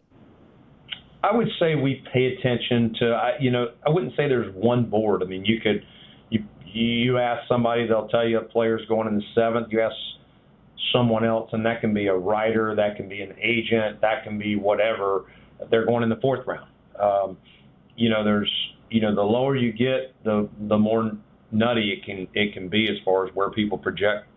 But I would say, we just try and value the players. Obviously, certain positions, because of their cost and the importance of them, you're going to value those guys higher in how you stack your board. And yeah, I think it's okay to, want certain players, but you're right. If you love a player, but his value league wide is 5th round, you really want him. You don't really want to take him in the 2nd. Maybe you take him in the 4th. And so I think you do want to be cognizant. Hey, I really love this guy. I want to get him. And you may love a guy for a lot of reasons in the 5th round more than where you've stacked a guy in the 3rd or 4th round. You just think he's a great fit, but you also don't want to overvalue him and when you could have got him around later. So it's a little bit of a balance. You have to ask yourself, how mad are you going to be if you don't have this player, I guess. But we just try and stack it that way. And yeah, we're trying to pay attention, for the most part. But yeah, every year there's guys that come off and we're like, man, either we missed or they missed, or they just could have waited a little later. Yeah. But I'm sure there's guys we take, people say the same thing. Right. Bills GM Brandon Beane on the Western Hotline after the draft is complete onto the season. So we'll count down the days and phase 2. When's the next change over to phase 3? When's it? A couple weeks? Yeah, I think it's like May 18th is our first. May 18th is our first OTA practice. So we'll have 3 that week, and then I think 3 the following week. But yeah, then it's kind of a 4-week run there through the mini camp, and then we wrap up around June 11th here. And will you be getting any of these rookies to some Sabres playoff games? I mean, it'd be a good, introduction to the town. I know it truly would. Our rookie camp is not this weekend; it's next weekend. You have either option. So those guys will be in next Thursday, but hopefully the Sabres will still be rolling. They're doing well, but we'll have a number of us over there cheering them on tomorrow night, and hopefully they can close this thing out. All right, very good. Brandon Beane, the West Terre Hotline. Thank you. Thanks, Jeremy. All right, you can of course, if you joined us late, you can rewind on YouTube. You can find this online. We'll post it everywhere. The Bills general manager on their 2026 draft. 803-0550. If you want to comment on anything you heard there or anything really at all. Sabres win 6-1. Bills draft in the books, and it's going to be 71 degrees. I had a moment yesterday. Listen, sometimes, the Bills and the Sabres are in different spots, and, Bills fans feel pressure and argue with each other about the right moves and this and that. Meanwhile, Sabres fans are just everybody's on cloud 9 at all times. But it was not lost on me yesterday, at a at a watch party, talking draft, that right now we've got a spot where both teams are, pretty good, pretty fun, even though, the Bills have the highest bar to clear. And, once we get back into that season, it'll be the stress, the pressure. Will they get it done? So it's a good time. It's a great time, I think, to be a Buffalo sports fan, even in the spots of frustration and all that. 803-0550 and 1-888-550-2550. Game 5 tomorrow night. I am not going to this game. I know what did I wear yesterday? I wore just a regular long sleeve Sabres shirt. So the Tallinder jersey is 2-0. The 40th anniversary is 0-1, and this shirt is now 1-0 also. I like to build in multiple wearing options that could be good luck. I put on a jersey I haven't worn in 4 years, and they won 6-1. So I think I got to roll with it. Go back to it? Yeah. You got to feel the vibe. 803-0550, 1-888-550-2550. On the draft and what is fair/reasonable to feel after it. A couple thoughts on that for you as we continue here on WGR.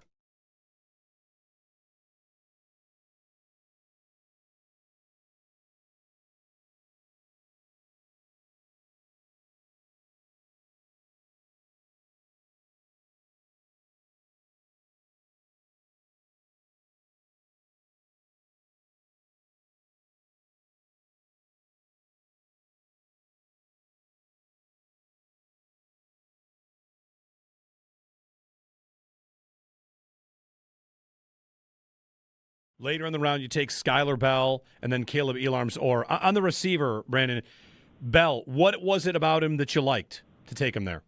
Man, I thought the guy was a baller when I watched him on tape. Just get the ball in his hands. UConn, went to Wisconsin, goes to UConn, and I think if I was the coach there, I would have been doing the same thing. You could see a guy that made plays, whether it was throwing in screens and breaking a tackle or making a guy miss, or had some very good run after catch plays, made some contested, red zone touchdown, back shoulder. Like, guy can play inside, can play outside. Is he a big time vertical threat? No, but I think he does have enough juice. I think his speed's similar to Shakir, type speed, and again, versatility inside, outside. So he can play a number of roles. He's going to have to, earn everything he gets coming in here with what we already have behind DJ Moore and Shakir, with Palmer and where Keon's at. We're excited. I think Keon's really been dialed in this offseason. Excited what he'll bring. But yeah, Skylar's, we were very excited, to say the least, that he was still available at that point in the draft.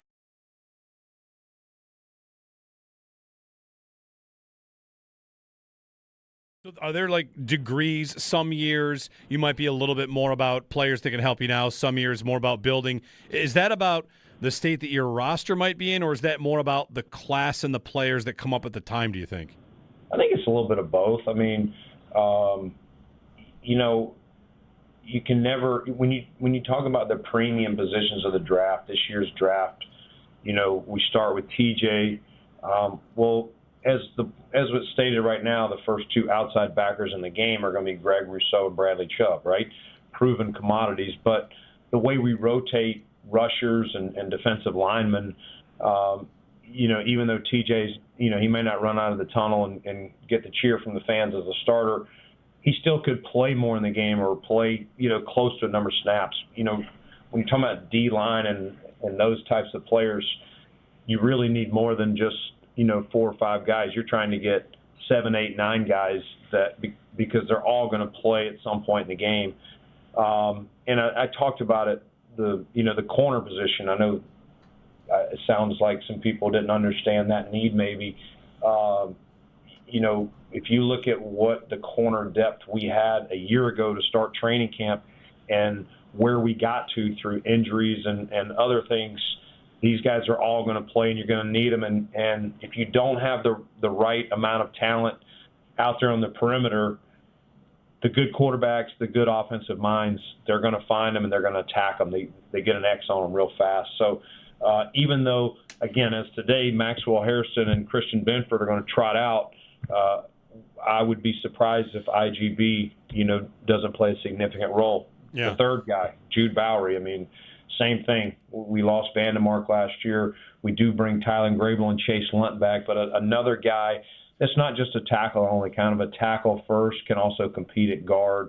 And again, we saw that with Dion and Spencer out this season, the importance of your third tackle, and so on. So it's just, those were, our first 3 picks, and you could argue the way the receiver market's gone, the 4th pick too, are premium positions, even though none of them are slated to be starters, for us to begin the season.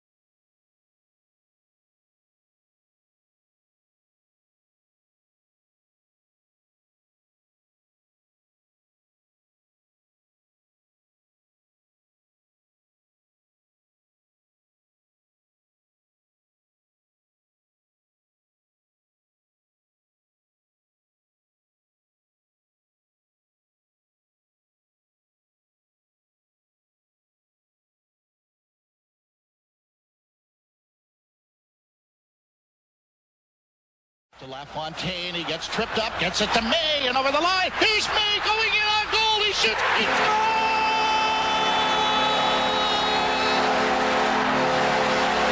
Mayday! Mayday! Mayday! Mayday! Mayday! Brad May wins it in overtime.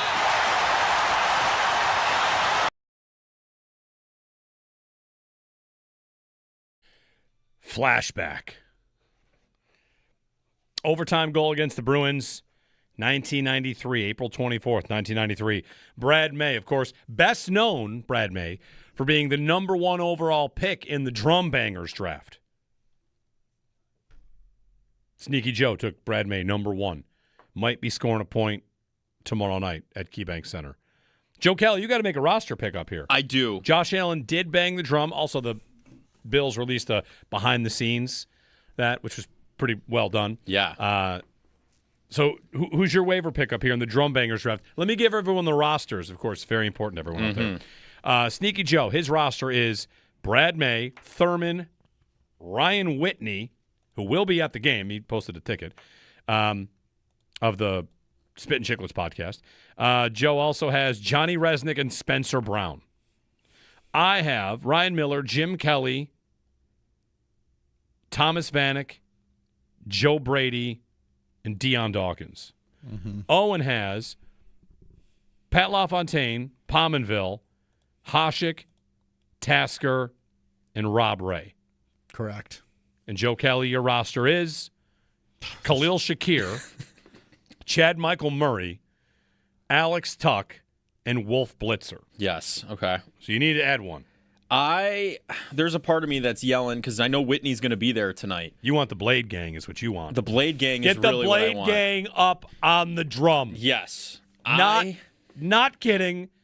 The Blade Gang at some point in this postseason should be on the drum. Yes, they 100% should be. So, you know what? I'll pick. How is that going to work, though? Do all 5 hands have to be on the ballot? I think it's a special occasion. We'll just give you the Blade Gang if you want them. But, of course, whoever else you want on your roster. I'll take the Blade Gang. I was thinking about Bissonnette only because Whitney is going to be there. I don't know if Biz is going to end up being there. I don't think so because he's probably got the national broadcast stuff. But at some point, maybe. But, no, I'll go Blade Gang. I think that's the best way. NFL draft must go like this, too, where a player gets drafted and you're the GM in the room being like, what are you doing picking picking that person. Anybody picking Ryan Whitney or Paul Bissonnette is out of their mind. You don't think Whitney could do it tonight, even though he's going to be there?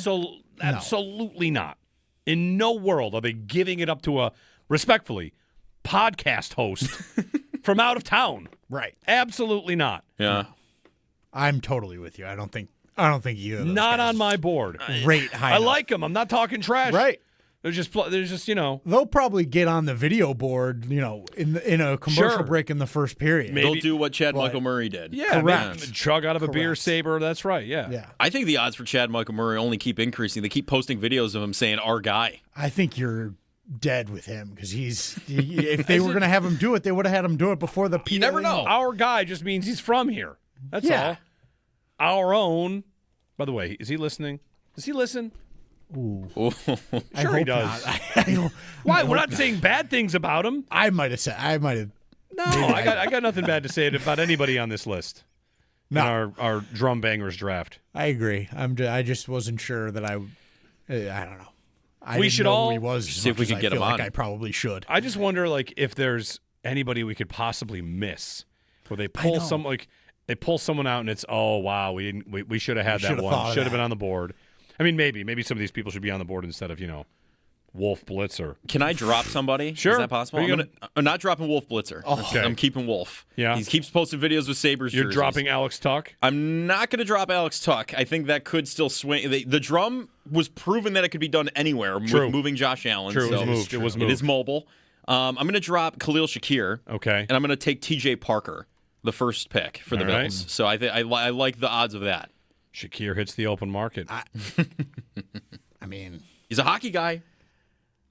I'll drop Razor because I just don't think they're going to actually make that work functionally. And give me Skylar Bell, hockey fan, picked by the team. Did he tweet "Go Sabres" or He something? did tweet "Go Sabres." Yeah. He sure did. So I'm going to take Bell. All right. Just to see. 803-0550 is our phone number. Other draft stuff? What else happened in the draft that's interesting? I think the Dolphins and Jets had pretty good drafts. I've seen people like the Patriots draft quite a bit. We'll see. What else is interesting to come out of the draft? The final grades, and I don't know. Grades, it's tough. Not every team goes in with the same amount of capital. If you had 3 first-round picks, you're probably going to get an A. That's generally how that works. I know. I was looking at one of those lists that was ranking the teams, and it was Browns, Jets. I'm like, yeah, okay, obviously. Right. Congrats, you had 3 firsts. That's a historic thing for them as well. Yeah. They always end up in the top in the first because they have so many, and then they tank pretty much. It's also, listen, the draft is a time of optimism, and that's totally fine. Player comps, all that stuff. It is I got my flow chart for free agency, my flow chart for and the flow chart for the draft would be your team drafted a player. Yes. Have you found an analyst that thinks he's amazing? Yes. You will find that for every single player. Have you found an analyst that thinks it's a terrible pick? Yes. Right now, post-draft is a lot of teams, a lot of look at this. We got every player was good and had a good comp, and we'll see if it all works out. For the Bills, in our conversation a minute ago with Brandon Beane, I think you can totally be in a spot where you might say, I would have done this differently, or I think they should have done this. That's the entire offseason. It's the entire process of being a fan. And all right, well, I would have done it differently, but I see what they're doing. And that's how I am with what the Bills did this year. Last year, and last couple of years, if they'd gone this draft and again not taken a mid-round receiver like they did Skylar Bell, I would have the same question, why are you just not doing this very normal thing that a lot of teams do? The fact that they do it for me is, and this would be true of defensive end, that would be true of corner. If you had not drafted any over years and years and years, I'd be sitting here saying, man, I feel like you're missing out on a premium position. So I feel like what the Bills did, would I have moved up in the first round? Probably, because I'm the guy that wants to spend like that. Or I would have tried to. But that they didn't, and they did what they did. When we came in on Friday, I took a little bit of exception at everyone just calling the draft a success just because they traded down. I said, hold on, it's incomplete. We haven't seen what they've done yet. And then we see what they do, and I do think there's a point to be made about just you want to stay best players and keep building. It is the first year of a new head coach, And in a first year of a new head coach, the idea that you would go get, 2 defenders that you think are going to be on your team for a while, and now I got to tackle in the fourth round, top of the fourth round. Like, if you want to look at their offensive line, it has stuck together for a couple years. And drafting that tackle in the fourth, who knows if he'll be good, that's getting ahead of it a little bit. Right? You lost Vandemark, get ahead of it a little bit. Sometimes you'll draft the guy, it'll be Cedric Van Pran Granger, and maybe he never plays because you didn't have the spot come up for him. But with Jude Bowery, like you very well might have that spot come through. Maybe he's the Deion Dawkins replacement. Maybe he's the Spencer Brown replacement. Who knows? So, I think you can just I want to leave space to land on a spot to say, I'm sure I wouldn't have done everything the same, but I understand what they did. And if we zoom out all the way on receiver, which we talk so much about, if you had gone to the offseason and told me they're going to trade their second for a guy they will immediately put in and expect results from and draft a guy in the fourth, what am I going to say? I mean, would I have done this and this instead? Maybe, but that's a significant investment in that room getting better. Go back a year ago today, who was in the room? It was Josh Palmer on the outside. And that's kind of it. Palmer, Samuel, Coleman, Shakir. That's what you had. And now it's the room they have. Maybe they bring Brandon Cooks back. Hardman's still there. Like, it's already a lot different 1 year later. So I don't expect, the conversation with the GM to go quite as viral. I don't expect to be called Jerry and Joe by Nick Wright this week. But 1 year later, and in this specific position, like I'm much, much better. And will we do it again next year? Sure. Who knows what happens with Coleman? Palmer's a cut candidate. Hopefully Bell's really good. And now we see the genesis of the train. It should be a car, and then a car, and then a car. That's what a train is. Keep it moving, one after the other. I wonder if a hack a team could get to would be to take one every year, and if you find a truly great one, then you pay that guy $35 million. And if you don't, you just let them walk all day. Let all the Gabe Davises and Josh Palmers after their rookie deal, let those guys walk, save money on your cap. This is a position that you can, especially if you have Josh Allen, this is a position you can just rotate through with reasonably talented, cheap guys instead of, like the middle-tier free agents where it gets expensive. So I hate to be as simple as, were you happy just once they took Skylar Bell? But yeah, pretty much. What am I supposed to do? I'm asking for a thing for 5 years. They finally did it, on a level. Good enough. Without DJ Moore, probably not enough. With DJ Moore and this, all right, I'm satisfied. Now I want to see Joe Brady find how to make them all work. And, Sneaky Joe's not here this week.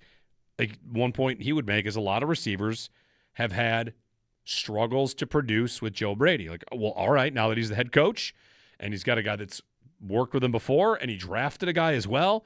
Maybe the fits are better. Maybe the diversification of skill sets is better.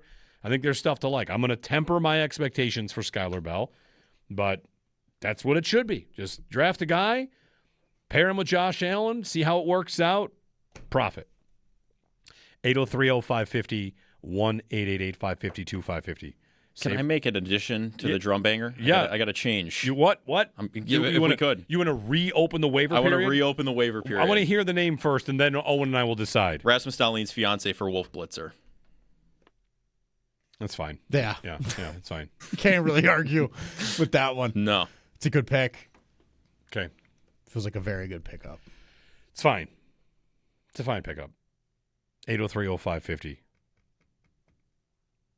Anything else from this game? Logan Stanley thoughts? What happened? It was goofy in this game. A little. I kind of want him to demolish somebody. Owen Power's thrown more open ice hits than Stanley. Thank you so far.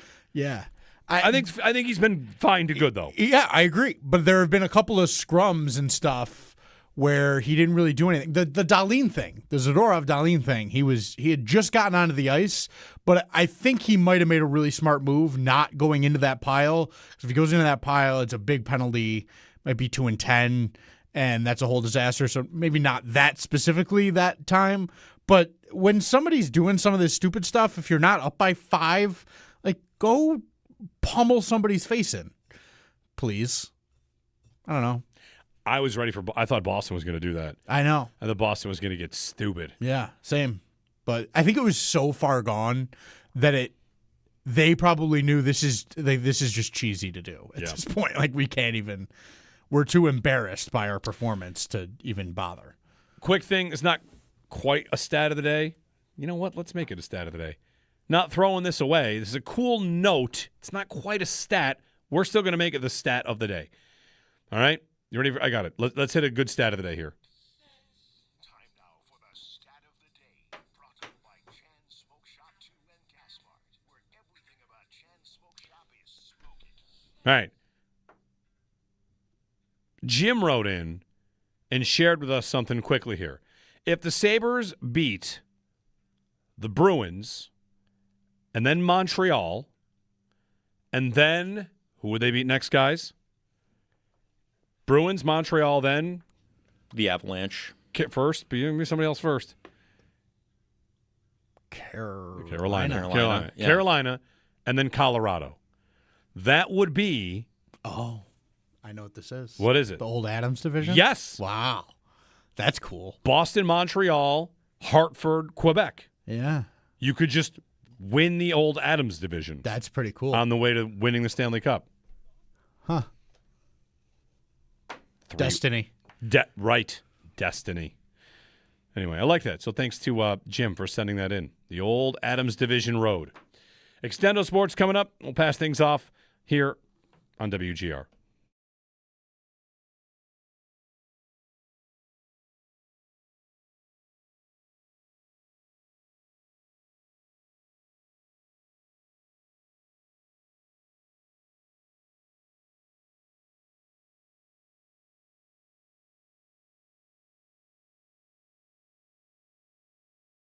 So are there like degrees? Some years you might be a little bit more about players that can help you now. Some years more about building. Is that about the state that your roster might be in, or is that more about the class and the players that come up at the time, do you think? I think it's a little bit of both. I mean, you can never when you talk about the premium positions of the draft, this year's draft, we start with TJ. As was stated right now, the first two outside backers in the game are going to be Greg Rousseau and Bradley Chubb, right? Proven commodities. But the way we rotate rushers and defensive linemen, even though TJ's, he may not run out of the tunnel and get the cheer from the fans as a starter, he still could play more in the game or play, close to a number of snaps. When you're talking about D-line and those types of players, you really need more than just 4 or 5 guys. You're trying to get 7, 8, 9 guys because they're all going to play at some point in the game. And I talked about it, the corner position. I know it sounds like some people didn't understand that need maybe.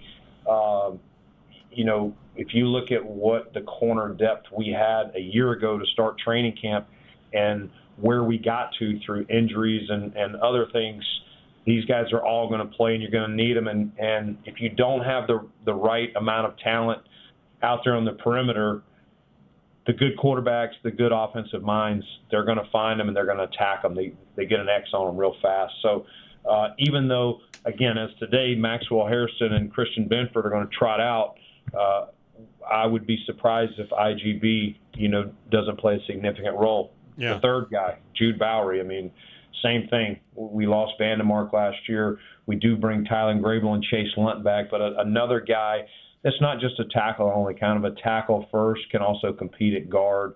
And again, we saw that with Dion and Spencer out this season, the importance of your third tackle, and so on. So it's just those were, our first 3 picks, and you could argue the way the receiver market's going, the 4th pick too, are premium positions, even though none of them are slated to be starters, for us to begin the season. Later in the round, you take Skylar Bell and then Caleb Elarms. Or on the receiver, Brandon, Bell, what was it about him that you liked to take him there? Man, I thought the guy was a baller when I watched him on tape. Just get the ball in his hands. UConn, went to Wisconsin, goes to UConn, and I think if I was the coach there, I would have been doing the same thing. You could see a guy that made plays, whether it was throwing him screens and breaking a tackle or making a guy miss, or had some very good run after catch plays, made some contested, red zone touchdown, back shoulder. Like, guy can play inside, can play outside. Is he a big-time vertical threat? No, but I think he does have enough juice. I think his speed's similar to Shakir, type speed. And again, versatility, inside, outside, so he can play a number of roles. Well, he's going to have to, earn everything he gets coming in here with what we already have behind DJ Moore and Shakir, with Palmer and where Keon's at. We're excited. I think Keon's really been dialed in this offseason. Excited what he'll bring. But yeah, Skylar's, we were very excited, to say the least, that he was still available at that point in the draft.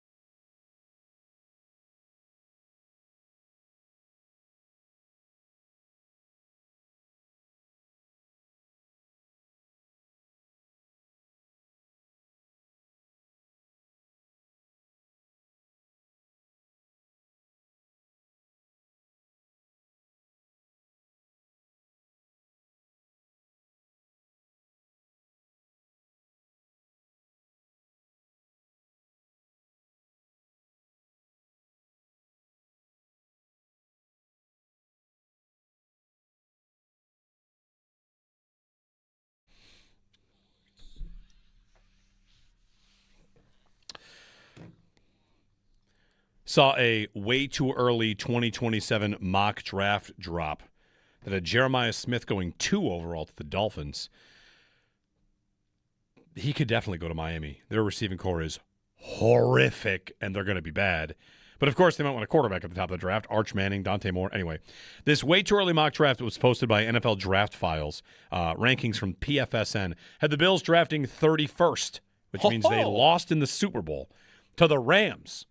And then I thought one of the funny things about seeing this was the initial takeaway is like, wow, drafting 31st, you made the Super Bowl. And then the second takeaway was, unless they traded down a bunch of times, because, everybody trades down now. Had them losing to the Rams. But they take, in this mock draft, Mario Craver, wide receiver, Texas A&M. So somebody beat me to it. We're back tomorrow. Expect to talk with Lindy Ruff. It'll be a handshake game between the Sabres and Bruins tomorrow night at KeyBank Center. Cannot wait. Talk then here on WGR.